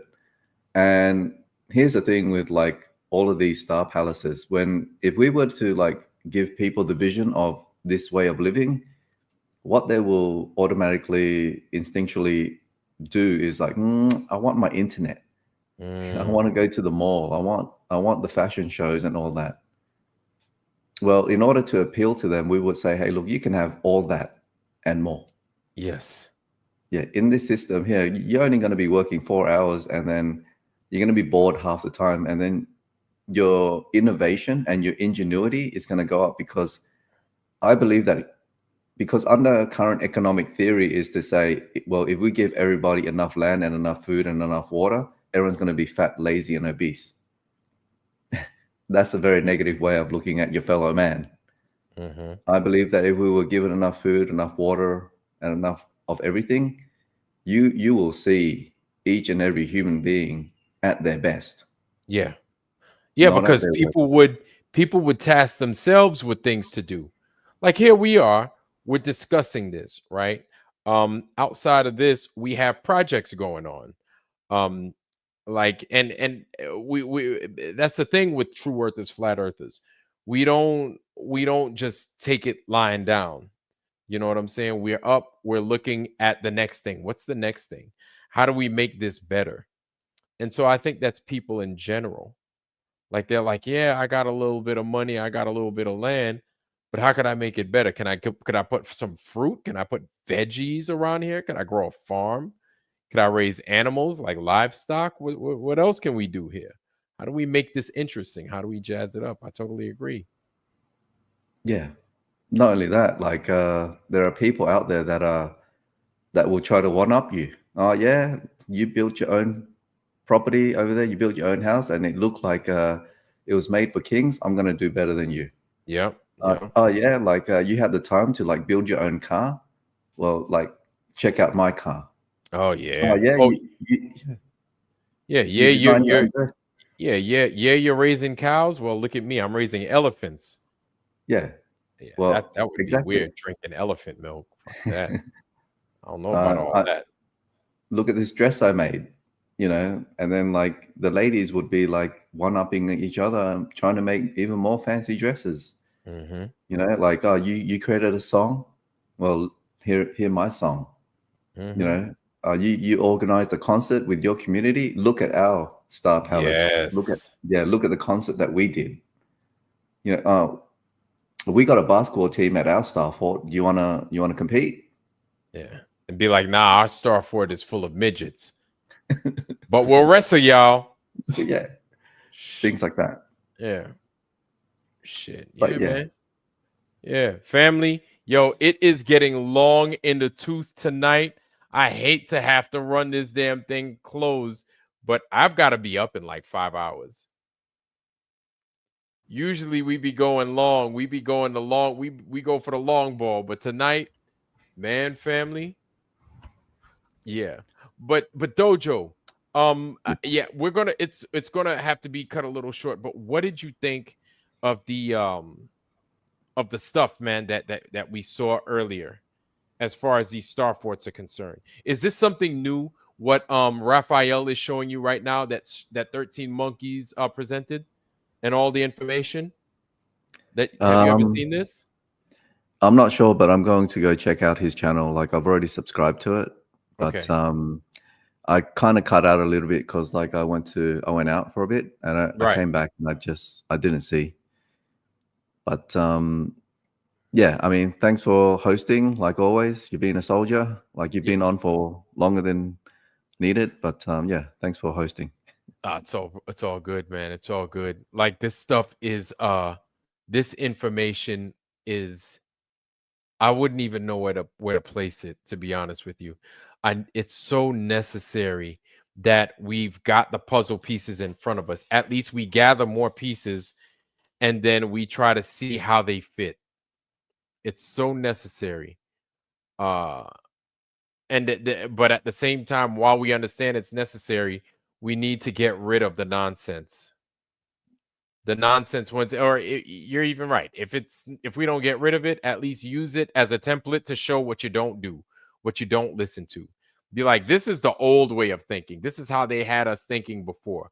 if it would be used for anything, I guess it could be used for that. Totally agree. Yeah, totally agree.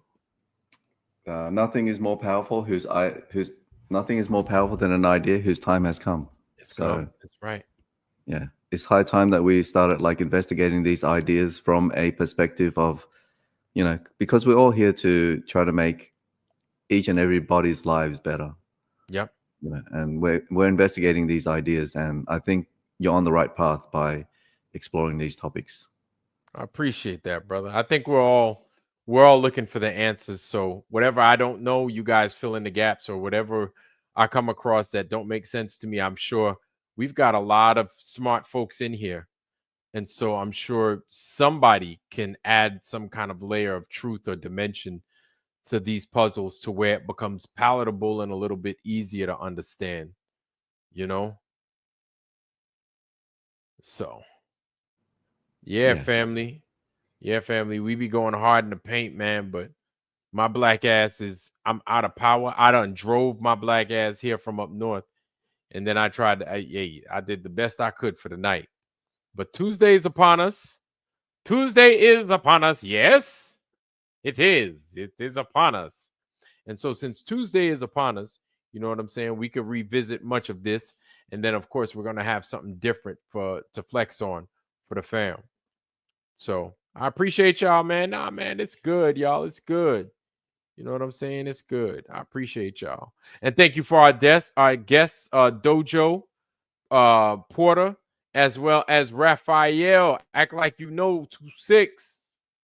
Much appreciated, family. Much appreciated.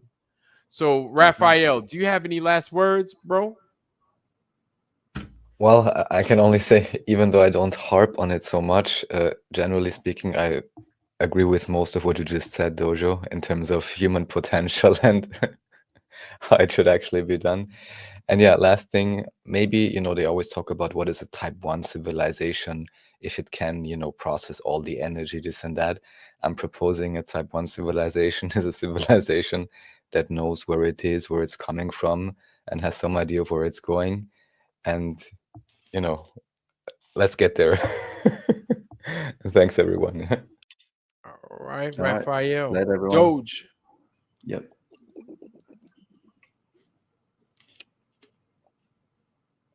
You have anything for the team?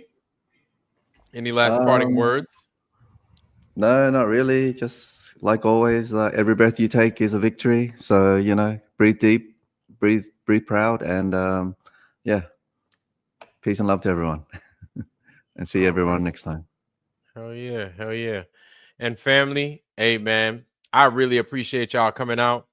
And we're going to do it again on Tuesday. Please be here. But before you roll, make sure to like, make sure to share, make sure to sub to this content if you are shadow watching. Now, with that, like I said, we're starting to transfer over slowly but surely over to Rumble.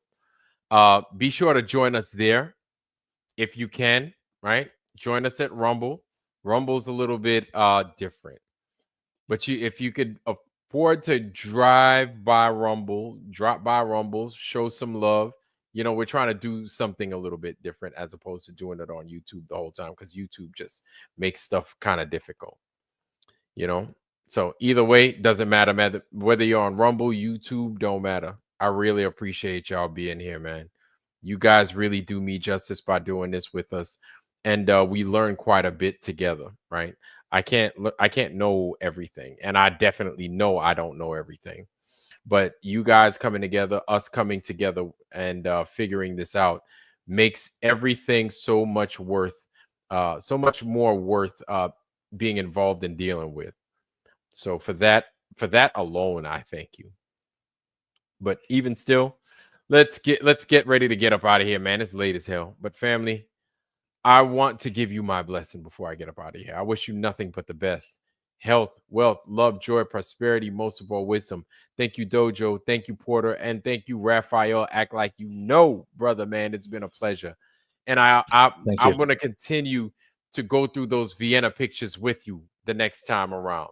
If you come here, we're going to finish up them pictures. Yeah. Yeah. Awesome. Thank you so much. All right. And Thanks, there goes Raphael's link right there in the bottom. So y'all make sure y'all sub to that man. Amazing, amazing content. Awesome guest. I appreciate y'all. And wisdom, family. And with that, I love you. I'm out. Let's get some of this action going on here. Peace.